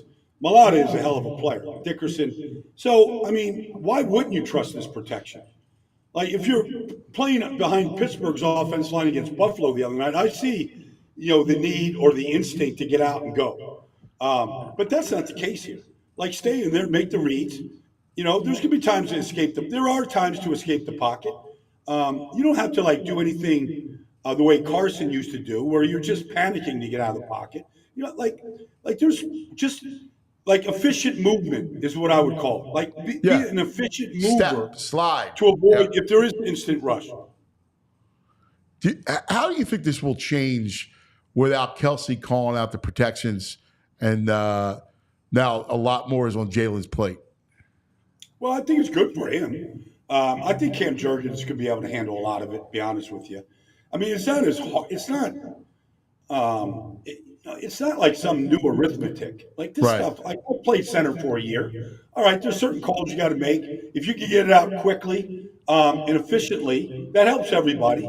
Like if you're swallowing your mouthpiece and you can't get it out in your mouth, that could be a problem. But everybody that plays center has to do this. So there's 32 starting centers. I mean, you're as good as your center on your offensive line. I think Jurgens is going to be a good player. I think he's learned a lot from Jason. But I think people are making this thing out to be too big of a deal. How do they look to you from what you've heard and what you feel? Well, Let's go. We haven't seen anything offensively at all. So we haven't really seen new concepts. I do think that there's going to be new protections, quick protections, 3-step drops. I think that's going to be a big part of it. The ball will come out fast, put in the playmaker's hands. I mean, I think some of that is going to – we're going to see that. We haven't seen much of it yet. I think, look, I mean, the eye test says Tanner McKee is better, than Kenny Pickett, but the coach says otherwise. Fine. All right. I mean, maybe they see things in practice, whatever. But if you took the names off the back of the jerseys and you didn't care about where they came from or who their names were, you'd say the tall guy with the big arm looks like a better player there. Yep. Defensively, I think they're still trying to figure out the linebacker spot. The way the first two games have gone, Zach Vaughn and Devin White have started. Then Trott comes in, with N'Kobe. And so I think they're trying to figure that out. I think they're trying to figure out their nickel. I think they're trying to figure out their defensive line rotation right now. So, unfortunately, we didn't see Jalen or Jordan or these guys last week. I think they need to play, but we didn't see them. So it's kind of hard to evaluate some of that in the rotation that they're going to have right now. Let's go around the league, all right, because there's a lot I want to discuss with you. Let's go AFC first, and let's start in Denver because I like Bo Nix. And I'm curious because with Sean Payton, who's a great coach, and if he get a quarterback, I think Denver could be pretty dangerous. I don't think they can compete with Kansas City, although they beat Kansas City. No, I'm just talking about in relation to a 6-win team. I think that they can make a leap. Yeah, they can. I mean, they were in the playoff hunt until the final 3 weeks of the season last year when they laid an egg against New England. And the coach decided, to bench Russell Wilson and play, Jarrett Stidham. But it's the first time Sean Payton's ever drafted a quarterback that he needed to develop. I mean, he's drafted Ian Book and some names, but like they weren't any competition. They weren't gonna, and they never did develop. So this is the first time he's ever had to do it. And I like Bo Nix a lot. I think he's mobile. I think he's very accurate. I think the interesting thing to me is when I watched that game last week, especially, so Bo Nix starts the game, and he starts with the number one offense, and they looked really good. They score in their opening 2 drives, 20 plays, 10 points. All right, he didn't make a mistake. But it's just so interesting to me how important the quarterback play caller relationship is.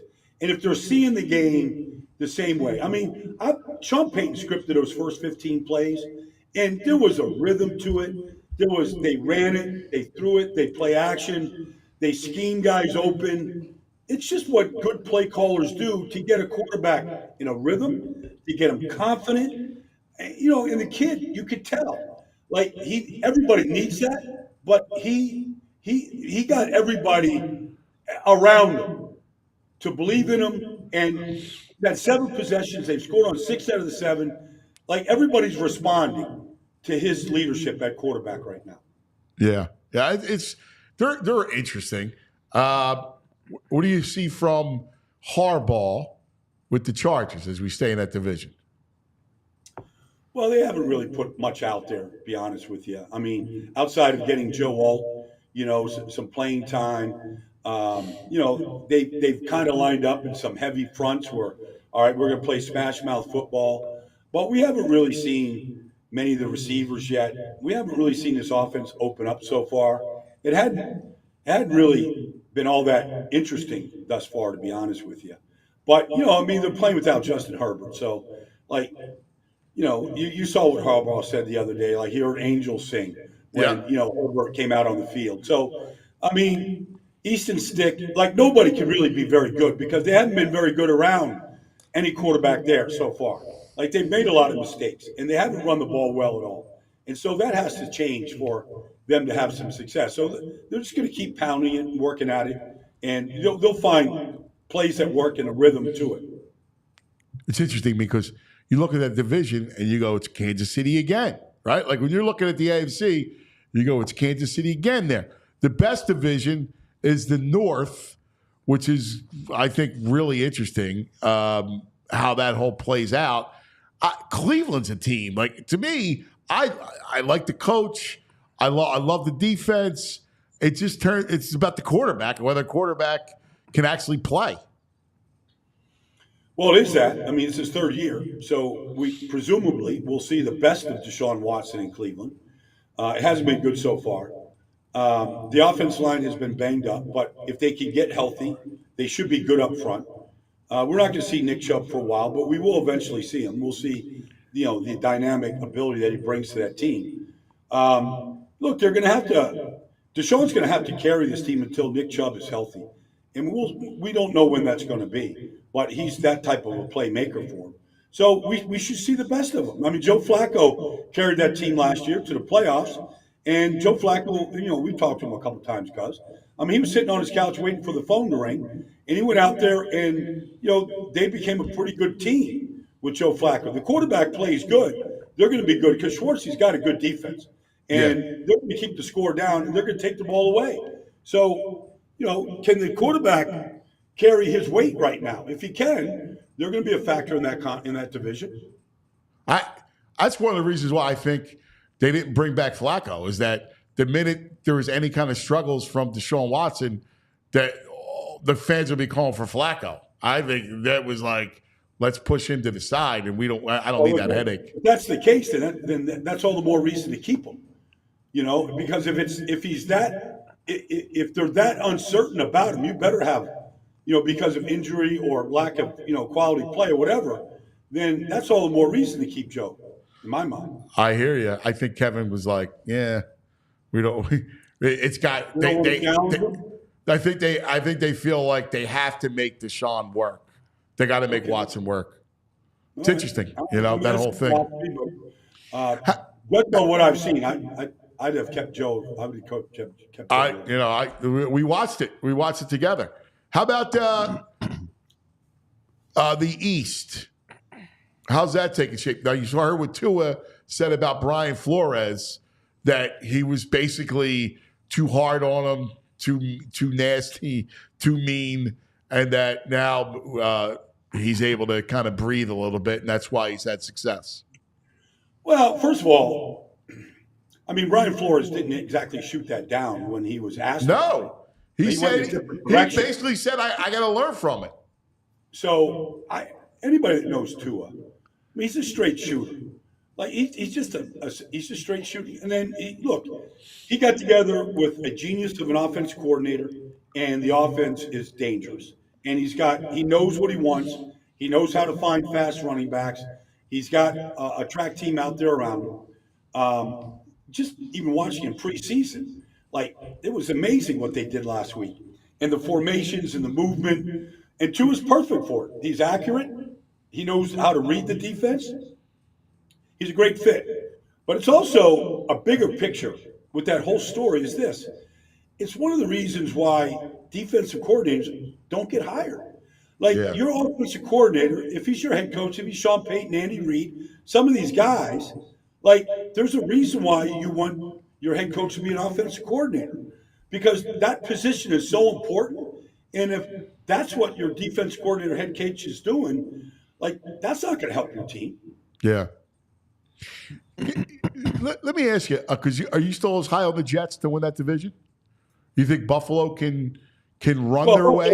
I mean, Buffalo beat up Pittsburgh like it was week 3 last week. I mean, Sean McDermott, they blitzed them, they annihilated Pittsburgh. I mean, it was as one-sided a first half as I've seen. Russell Wilson looked awful. Justin Fields didn't look a lot better. They couldn't get the ball to the number 1 wide receiver in George Pickens. I mean, they just dominated. That happens in a preseason game. But I'm high on Buffalo because of the coach, the way that they play. I know they lost Matt Milano, but, I mean, they just get the next. Joe Andreessen stepped in. He looked like he was the next coming of Matt Milano. They just know it's a well-coached football team. But I'm high on the Jets because I believe that they've got depth on the offensive line, something that they haven't had. I think Breece Hall is a monster. I think Garrett Wilson and Mike Williams is going to be a great combination. And I think Aaron Rodgers has a lot to prove to himself, the organization, to the league. And I think he's dead set on doing that. And if you give that defense a lead, they're going to win a lot of football games, and they're going to take the ball away in good numbers. 16 days, you're going to be in Brazil. Yes, I am. Get you and Philly Sports Trips, Vince, to be hanging out, doing the thing. Give me a little scouting report on what you've heard, seen on the Packers this preseason. Look, as soon as the season ended last year, they fired Joe Barry, their defensive coordinator, and replaced him with Jeff Heffley. Now, Heffley was he was in San Francisco. He was with, some good coaches there. He became the head coach at Boston College the last 3 years. But this guy's a good coach. And already, you see the difference in their defense. I mean, Rasul Douglas is gone. The zone, the idea of playing zone defense and keeping everything in front of you is gone. They're challenging receivers. There's a reason why they went and got Xavier McKinney. Now, I mean, they want a safety that can rob the middle of the field. That's a headache for anybody coming in the middle, receivers, tight ends, whatever. They've become a 4-man front, so Rashawn Gary's not dropping into coverage. They're going to be a 4-man front team, press the receivers, rob the middle of the field. I think that's going to help this team. Offensively, Matt LaFleur's a good coach.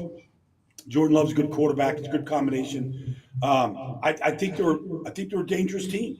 They went and got Josh Jacobs. Aaron Jones is a hell of a football player. But Aaron Jones missed games every year with injuries. Josh Jacobs has largely been healthy. So maybe they got a healthier version of Aaron Jones. But they're a talented football team, and the quarterback is scary.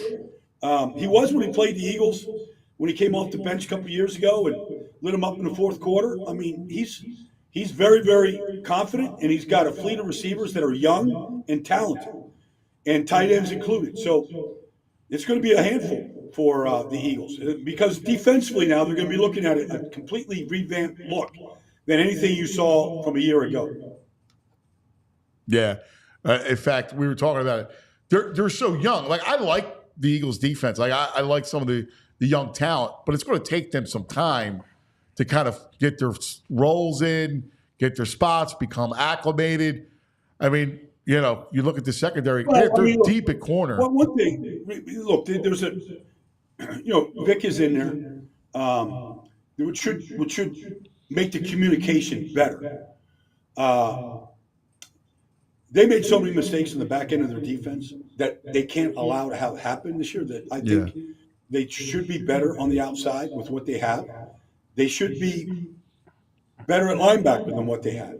But if they make mistakes the way they made mistakes last year, and that included missed tackles and a bunch of other things, then Jordan Love will exploit them. Yeah. So they've got to be better on the back end of this defense. That's where it's got to start. And then, look, I'm not here to bash any player anywhere, but it still remains to be seen if Jordan Davis can stay on the field. Yeah. Like you haven't even in preseason the first game. Like, all right, he's out there for 4 plays. He looks pretty good. Like, can he get to the fourth quarter and be an impactful player? It remains to be seen. They need him to be good. I know Jalen Carter has got all the talent in the world, but we got to see. There's a lot of question marks on this defensive line right now. All right, last thing. Give me all your travels so far this preseason. Give me 3 skill guys that you're excited that maybe be a little bit off the radar that you go, I'm expecting a big year out of these 3 guys. Well, I think Rachaad White at running back in Tampa is going to have a big year. He finished pretty strong last year for a team that didn't run the ball very well. But, you watch Graham Barton play center. I mean, they're already better.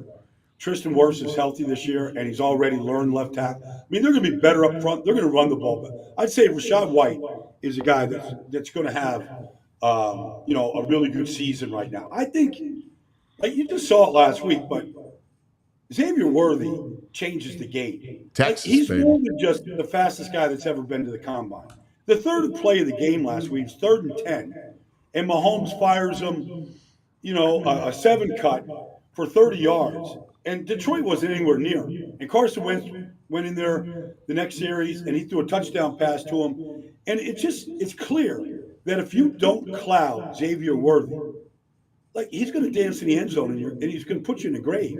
Like he's just that talented. So those 2 guys. And then I would say, like, there's nothing about Laiatu Latu to me that says he isn't going to be an impactful starter in his rookie season at a position where most guys don't make a big impact his rookie year. But this kid he's just built different, wired different, and he's got DeForest Buckner playing next to him. And he's got a really good, Gus Bradley is a very good defensive coordinator. Like I would say those 3 guys, I mean, I'm just going off the top of my head. I think have a chance to be really good. Yeah, I love it. Where are you headed?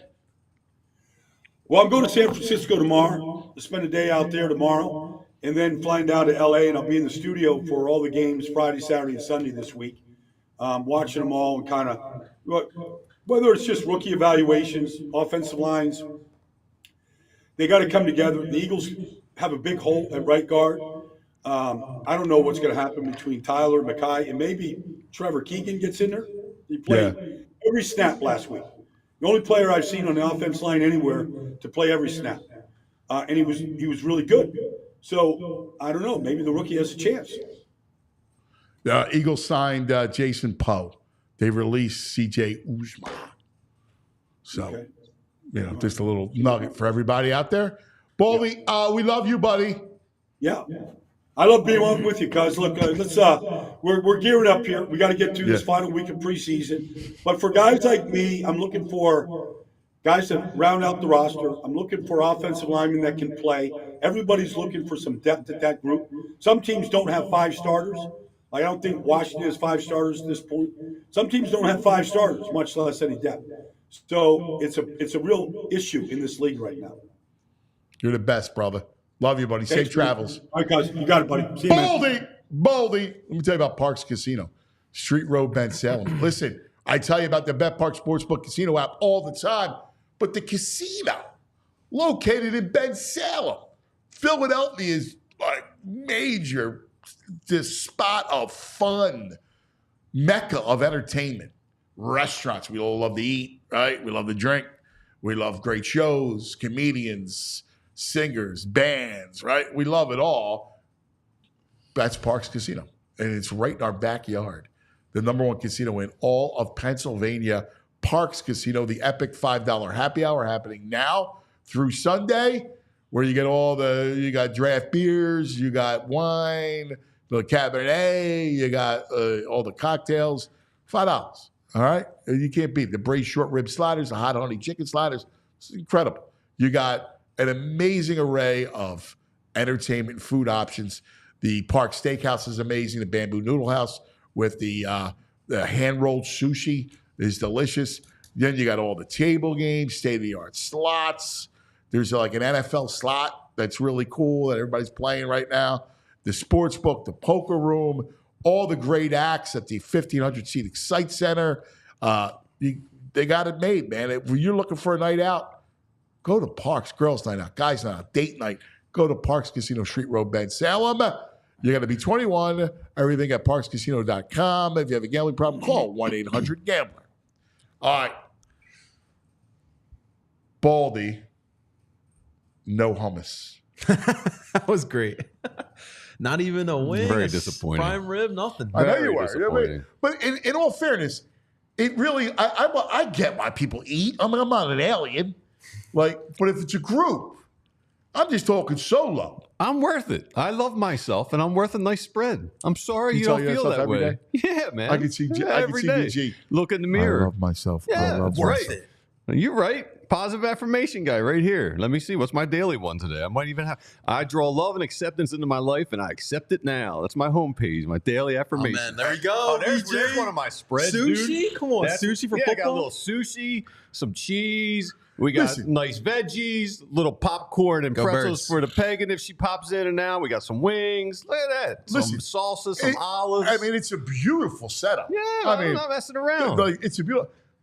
But you go through all that trouble for yourself. Like if you were inviting, like I don't know, the three of us over, yeah. and you had that nice Oh, salad. then I'd make some pizzas on top of all that. No, Do a like, little like, something. that's a nice, I like like that. that's a great thing. Right. But like just for yourself, like Yeah, I'm why just not? I'm watching the game. Yeah, me too. I'd probably take do the notes. same thing. But he's right though. You can't really concentrate. You're eating. Come on, this. people are like the amount of downtime during huddles and the commercial breaks. Every 3 plays, there's a 2-minute commercial where you can't eat during that. You go through a lot of trouble just for yourself. It's not trouble. I Like, I don't even believe- an hour. I'm listening to I pregame won't even dare you shows, plate. making it Like if nice it's and like if I'm relaxed. by myself and just having a dinner, Yeah. I'll use one of the paper plates. You might want to talk to a therapist. Love yourself a little more, brother. You are worth it. We all love you. You're so worth a good, nice spread. And also for people who do get invited to these events, if you're going to someone's friend's house for a game or whatnot, bring something too. Bring a beer, bring something. Don't just come in. Oh, you gotta bring Even more a than little just a snack beer. for the dog, a little milk bone, something. This portion of the program brought to you by Rite Aid. All the goods that you need at your favorite Rite Aid store. More VG's Nugs coming up next. But first, let's go to ATL, where our man, look at him, he's just ready. He's the great Todd Zolecki, MLB, MLB.com, covers the Phillies. Good morning, my brother. Where you staying at? I'm in Buckhead. I'm in the Westin in Buckhead. The Westin in Bucket. See, he knows his way around the country. Good hotels, good spots. I used to love going there. That's a great hotel. Yeah, it's a good spot. There's a lot of places you can walk to around here, grab some lunch. You know, not too far of a drive from the ballpark, about 20 minutes. So it's good. So I said I will not worry until kickoff of the NFL season, the regular season. Last night, 0 for 12, 1, 2, 3. Worse, because listen, Lopez is good. First came back from the injured list. But worse was the Braves bullpen shut them down. Not a hit in the 4 innings, Todd. Yeah, it was a bad finish for the. You know, I expected more out of this team. The first game, Ronaldo Lopez had a fantastic start. Obviously, 10 strikeouts in 5 innings. But Schwarber, Turner, Harper, 0 for 12, 7 strikeouts, series opener. You know, the Braves retired the last 17 batters. You know, it's got to be better than that in a series like that. So, just not what you need. The Phillies lead now is down to 6. They're tied with the Brewers for the second best in the National League. And I personally still think they're going to win the division unless there's an 07-64 type of collapse. To me, I'm more concerned about, if I'm a Phillies fan, that postseason seed. You want that first round bye. You want the number 1 seed, so you have home field advantage for the NLCS. If you can't get that, you want the first round bye. You don't want to be playing a wild card series. You don't want to be playing a wild card series, and I think that's something that they have to be concerned about. Because right now, if the season ended today, they would be playing the Braves in an NL wild card series at Citizens Bank Park. And I'm going to ask you about the bats. Listen, I've been, it's a long season, and they'll have their moments where they feast against the Nationals or Marlins, and they're like a 10 or 2 squad, right? Like they'll come bust out 10 runs, 12 runs, and then they'll get you 2, right? And you go, what is it about that lineup that hasn't been consistent? Even the first half was all about their pitching. What is it about the lineup that they lack consistency? Yeah, it's kind of confusing, maybe a little troubling, and like this team should be more consistent than it is. And to me, kind of like Trea Turner is emblematic of this, and he talked about the other day. He, before the All-Star break, talking a lot of different people, but he was maybe going to be the first Phillies player. I said it to you, maybe the first Phillies player since Richie Ashburn won a batting title, 1958. He was going to get some MVP votes. He was that good. And then he's kind of gone into a free fall. He's picked it up really the last week, not last night, but he's hit the ball a little bit better recently. But he is so hot and cold. We saw that in the NLCS last year. Just went totally cold in the NLCS. And he said, so he went back and he started looking at film from 2020, 2021, because even he says, like, listen, I've never been this super hot, super cold player. But for whatever reason, the last 2 years with the Phillies, I've either been awesome, $300 million player, or, oh my God, what's going on with Trea Turner? Is he on the wrong side of 30, even though he's in his early 30s? And I feel like it's kind of seems to be the way with this team. Schwarber gets super hot. He's streaky. Harper's been in a funk really the last few weeks. Stott struggled all year. Brandon Marsh, boy, he's really struggled. You wonder if he's even going to play against righties down the stretch. He's struggling so much. So a lot of issues right now. But Ronaldo Lopez was great last night, but it didn't seem like they had the best approaches either. They got to get it figured out, though. They got to get it figured out fast. 2 more games against the Braves. Then you go and play a tough Royals team on the road. Then you come home, you play the Astros, and then you got 4 against the Braves again. So you don't want to get in a situation where you're going into that 4-game series next week at Citizens Bank Park against the Braves, and the lead's down to 3. Yes. That's not only that, not only is you don't want the lead down to 3, but you don't want, oh my gosh, the Brewers are 2 games up and the Dodgers are 4 games up. Now you're fighting. Now you're fighting for your playoff life. I was totally on board with Dombrowski as like not going all in on a bat, and I'm starting to wonder myself because I'm looking at Robert and he's hot now all of a sudden for the White Sox. They stink, but he's been swinging a hot bat, and Hayes, and I like Hayes. I mean, obviously we'll see when he gets back, but I started to go, you know what? Maybe I was wrong. Maybe they did need to do more with a bat. I don't know. Do you have those second thoughts at all? Yeah, I certainly think now you look at it in bigger picture, you go, boy, off season, they need to do something in the outfield to address their offense because they got to be better in left field and center field. There's no doubt about it. Luis Robert would have helped for sure. I think the asking price was really high, to the point where obviously he didn't go anywhere at the trade deadline. Right. So. And there really weren't that many other great bats out there. Rooker out in Oakland possibly, but the guy hasn't played left field all year. So are you going to make your defense, worse, way worse? by putting him in left field. So there's some give and take there. I think the Phillies, they wanted to hold on to Andrew Painter. They wanted to hold on to Aiden Miller, their top prospects. And so they decided, all right, maybe Austin Hayes can give us a bump. Like you said, he could be back in Kansas City this weekend. But in my opinion, even if they had gotten Robert, even if they had gotten more production of Austin Hayes before he got hurt, whatever the case may be, this team is built on Schwarber, Turner, Harper, Castellanos, Real Muto, Bohm, Stott. Those guys got to do their jobs. If those guys do their job, then you can get by with whatever you got going on left field and center field. But and those guys haven't been performing really for the last month. No, I'm with you. And you're so spot on about Turner. Like I'm just so disappointed. He's a great, I don't think people even understood. Like you said it in stretches. We've seen the $300 million player. Mm-hmm. My God, but he was an amazing player. And we haven't really gotten that in any kind of significant stretch. If he heated up for the playoffs, they could ride him because everything will fall in around him, right?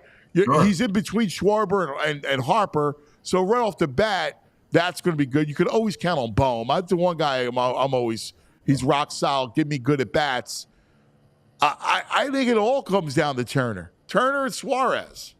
Yeah, when you looked at Turner's numbers before he signed with the Phillies, and you're legit going, he has a few more good years with the Phillies, Hall of Famer. I feel like he was on that path. Yeah. He could still be on that path depending on how the next several years go. But the up and down, the crazy up and down has just been kind of mind-boggling. And again, it's been mind-boggling to him too, where on that when he got benched on last Wednesday at the ballpark, he said, I spent my day watching 2020, 2021 film because I was like, man, what is going on here? I don't get why. You seen anything in his approach? He's like, it was funny. I mean, I don't see anything. It looks like he's on the ball. I don't see anything mechanical. I don't know. Those guys are.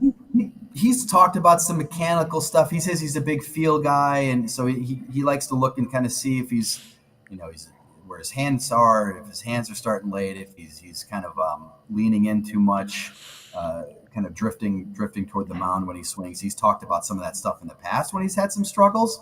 So maybe that has something to do with it. But I think a lot of the times too, he talks about when I'm hitting the pitches I should hit, and I'm laying off the pitches I should lay off.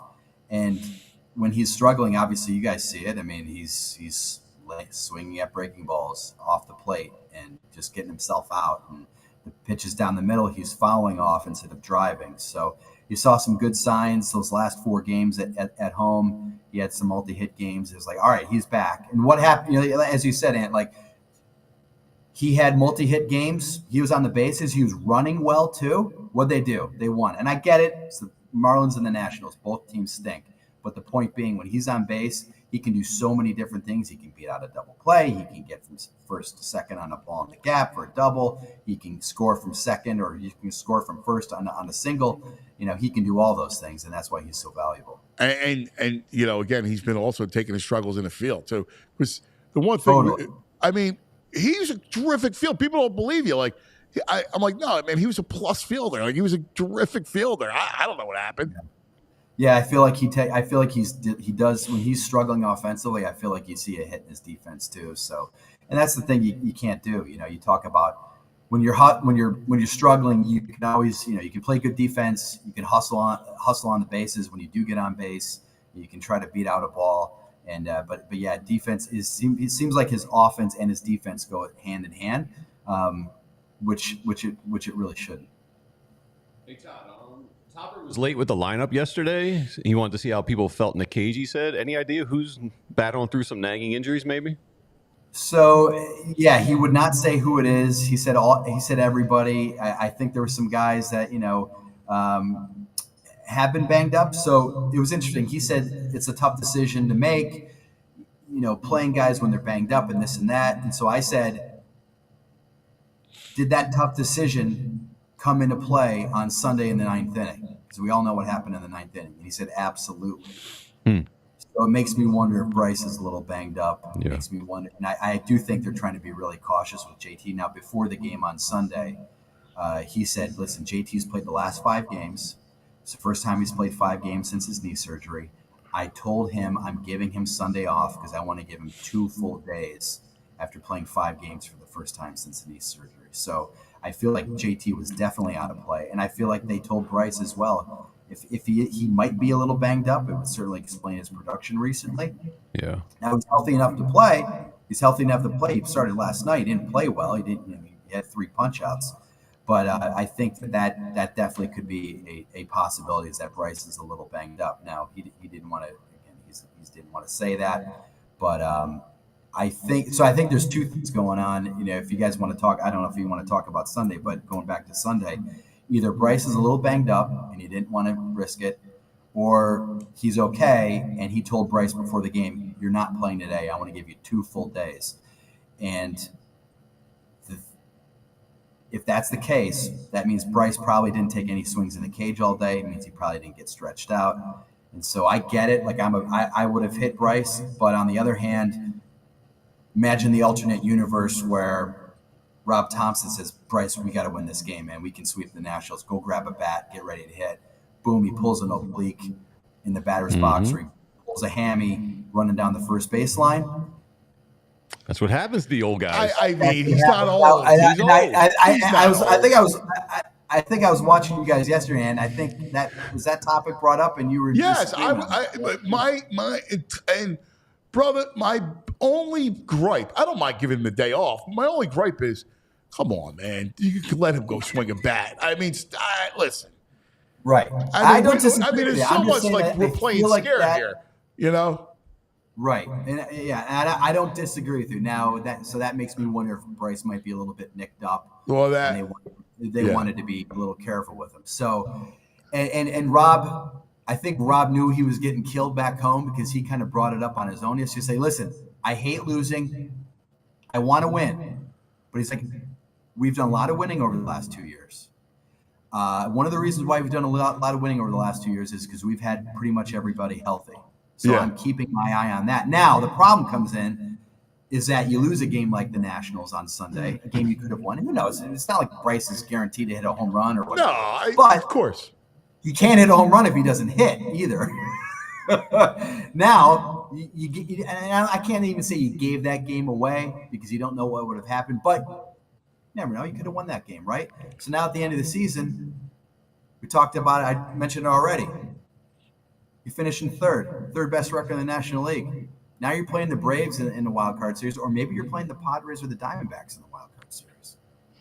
That's a you big don't want deal. to do that. You don't want to do that. You're so right. all those games where you're kind of not playing somebody or giving somebody a day off, it could have long-term benefits in the postseason because they might be fresher, but it also could put you in a worse spot come the postseason time where really it isn't roll of the dice.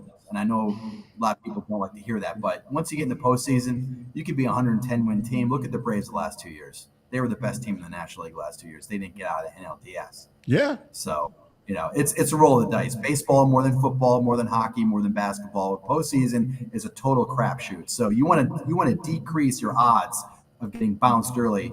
And if you're playing in a wild card series, you've worsened your odds to get to the World Series. Totally.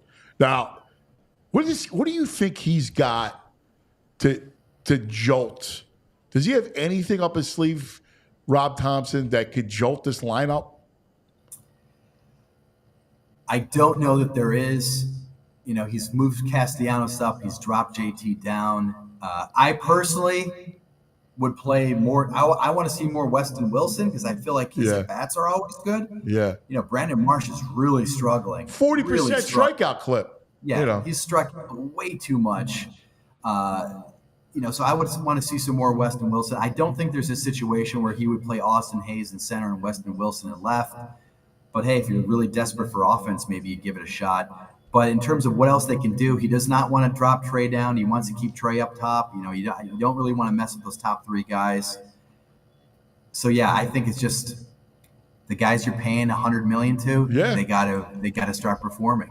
Yeah. And that's what they got to start doing. Well, just to put a bow on this, like you said, I mean, this is a tough stretch. I mean, you got the Royals are really good. I mean, Bobby Witt is probably the best player in the game right now. With him and Ohtani. I mean, he's a star. They're good. Salvador Perez and Pascalatino, the lefty, Garcia. Like, they're good. That's a good squad, man. And then you got the Astros who are starting to heat up again, playing. They're hot. You gotta win. You gotta start winning some series. Yeah. You know, they got Nola tonight. They've got Sanchez going tomorrow night in Atlanta. And then you have Taiwan on Friday. You just got to hope that you can keep it close. And then you have Ranger Suarez coming back Saturday. Now, they got to see good Ranger Suarez. I mean, he's been on the injured list a long time. You can't have a situation. Sure, there could be rust. I get it. But on the other hand, this can't be like a slow ramp up where he struggles for 3 or 4 starts. They need him to be Ranger. You know, because if you're not going to hit, you got to have great starting pitching. They got good starting pitching last night from Wheeler. They just did not hit at all. So they've got to get some good starting pitching, and you got to hit a little bit. It's got to happen soon. Hey, tell people about the podcast, everything you're doing. I'm such a huge fan of yours. I just think you do such a great job. Tell people what else that you got going on. Yeah, it's the Philly Show. I do a podcast with Ruben Amar Jr., Jim Salisbury. It's called the Philly Show, and we just get together. Ruben's done it all in baseball, right? Yeah, Ruben is so good. He's really, he's such a great analyst, and he knows the game from every different angle, from bat boy to player to coach to GM to assistant GM to all that stuff. Analyst now on TV, and Jimmy, for my money, Jim Salisbury, the best pro beat writer in Philly that I can, since I've been in Philadelphia for sure. I mean, the guy's a star beat writer. And then, I've been covering the team since 2003. So we get together 3 times a week and talk Phils. So if you're not getting, if you want more Phils fix, swing by the Philly Show. We would love to have you. It's awesome. I love it. I watch. It's unbelievable. So keep it up, brother. We love you, buddy. Be safe down there, all right? Yeah, thanks. Appreciate it. Thanks, guys. The great Todd Zolecki, MLB. I love what he does. He's great. The podcast is good, too. It's excellent. Yeah. It's a great podcast. It's just great. It's good stuff. Those 3 guys are awesome. Yeah, they got good chemistry. Yeah, they're fantastic. All right, VG, it's one of our favorite times in the show. Trying to blow through some nugs. Nugs! All right, your boy, everybody's VG's Nugs. Everybody's favorite sports guy, Mad Dog Russo, taking some shots at Phillies fans, basically calling us fair weather. He goes back to like 1981 to prove his point. Odd method, but here he goes. That for you. Did you know, historically, we have a little question and answer period. This is a class. Game 7, 1981, second round playoff series. Bucks, Sixers. That is a Sixer team with Julius Erving. That is a Buck team with Bob Lanier, Marcus Johnson, and Junior Bridgman. They played in Philadelphia. They both won way over 50 games. It was Mother's Day, our 7th game, 99-98 Philly. You know how many people were in the building at the Spectrum? I know this. 5,700. You know how many people were across the street? Mother's Day, Phillies and the Cubs, 30,000. So the idea that Philadelphia, PA is some sports haven is a bunch of nonsense. They will jump off the Phillies bandwagon. They were boredom the other night. The Phillies, who have done nothing but win the last 3 years. That's pretty much to prove the point. Yo. Bleep you, Russo! He goes 50 years ago. That's why, you know what's funny? That's why I hate the Karate Kid. Because he's Russo. Oh, my God. All right? That's always why I always rooted for the bully. What was his name? I don't know. Actually, he's great in the show. He's not really a bully. He's like, Daniel LaRusso. No, not him. Not Macchio. Ralph Macchio. Oh, yeah. You're talking about the other actor? Yeah. Ralph Macchio is the actor who played Daniel. Right. Give me the guy who played the blonde hair guy. That's the guy I like. I'll look it up. 43 years ago, he goes to prove a point. Well, give me a break. William Zabka. Johnny Lawrence. Johnny Lawrence, thank you. Oh, yeah, Johnny Lawrence. I like Johnny. High Lifes. I was a Johnny guy. Off the bandwagon they were born on yesterday. Yeah, I mean, stop. You know how many times I covered games in New York that weren't out there? Stop. I've been to games in New York. I gotta get him on. Yeah. Game 2? Yeah. No, game 7. No, it was true. It was true. It was a weird time. I can't explain to you. We were little kids, and I remember that. I remember being at a Mother's Day brunch with my whole family, and my cousin Joey and I going to the bar to watch the Sixers and Bucks game 7. Yeah. Checking the score. I mean, I love the fact we're bandwagon jumpers. No. How about we just love our moms in Philadelphia? You know, you can't go to the game making plans with mom. You got mom stuff. Dude, he went 40 years ago. That was a reach. years ago. And, are you kidding me? To make a point. To clarify, according to Basketball Reference, 67,000 at the Spectrum. 6,700. Yeah. Or 6,700, sorry. Yeah. Yeah, that's not great. I said 7,000. 67,000 would be awesome. Let's talk offensive gurus in the NFL. And no, I'm not talking about Nick. Sean Payton. Yes. Did you hear about this story with the Raiders? Yes. So he had his eye on Bo Nix, so he swindled the Raiders a little. Yes, he did. Gave them a call and act like they weren't interested. So our concern right behind us were the Raiders, and then it was like, well, call the Raiders and tell them we might want to move back to see if. Yeah. And so there was this. They didn't want to move up, and then there's that minute you wait, and then we'll stay put, and the Jets make their pick, and then here we are. What was the reaction like in the draft room? It was outstanding. It was outstanding. It was. Did you see it? It was amazing. They were cheering. I mean, somebody in the building told me though, because this thing was kept under wraps. Like I'm Yeah, we telling you, didn't- as somebody who was digging on this story. When did you know? So Pretty cool. I He love that outsmarting stuff. the Raiders. Yeah. I mean, not that that's that difficult. No. But the fact that he goes, you interested in moving up? Yeah, we got no one we like here. Yeah. You want to Yeah. swap? Move Yeah. it? Talk about protecting yourself. Yeah. How many Oh, times my has Howie God. done that? Dude, I mean, he's, does a Always lot of pleases that. people. And that's why lesson 101 is you never believe anything. If you're a guy, you trade to get your guy no matter what. Yeah. That's why that Hard Knocks to the Giants was so funny when the GM went to the Patriots. Well, what do you think? You think he's going to anything but Philadelphia? How about you offer the guy a contract? Yeah, offer him something. All right, Red Zone. I know you're not the biggest fan, so there's a back and forth take yesterday on Twitter. Some person on Twitter, Maryland Sports Report, says, my hottest take about the NFL is that the Red Zone sucks and is a complete waste of money. You're basically watching highlights for a few hours in a time where social media is so quick it's completely useless. Scott Hansen, the host, claps back. My hottest take is you posted this for attention, not because you actually thought it through. But hey, if you actually do believe it, no worries. Enjoy the commercials and standing in the huddle shots and 9 additional looks at a replay when one is conclusive and, oh dear, I've run out of characters. What side you on? I'm on it's overrated. You like the huddle shots? You like standing around the huddles? No, I like watching a game. I watch a game. All right. I don't need to just watch replays, like highlights. Just highlights. I mean, I do like that the live look-ins, all right. I get it. Like I understand from a scoring perspective, but I like to watch a full game. Call me a loser. I'm fine. I like to watch the game. I like to see it unfold. I like the drama of the game.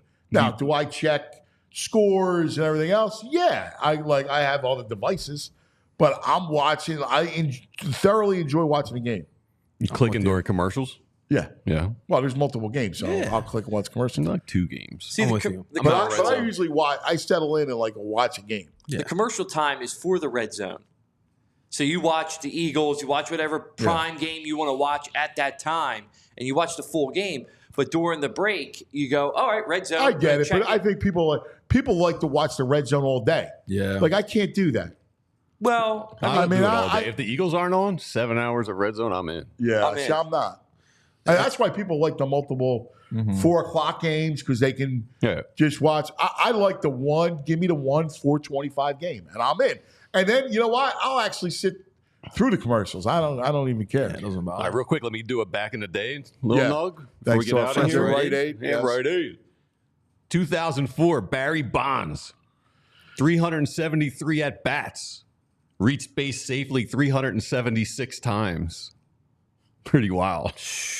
Oh, my God, really? Yeah, 376. Insane. reached base safely in 373 at-bats. Wow. That's nuts. That's ridiculous. Barry Bonds, man. Oh, my God. How about Bohm? 36 straight games reaching base. Yeah, he's doing it. Keep it up. Need him tonight. They come out. They snap out of it tonight, baby. Yeah, cuz. They rock free. I'm with you. They rock them. Rock free. What innings everyone going nuts about on Nola? 4th? Oh, my God. I know. Boo's going to hit me up with the text in the 5th inning. Everybody have a great day. We love you guys, man. So much fun. Flies by. We'll see you in the morning. We all silly like the mayor.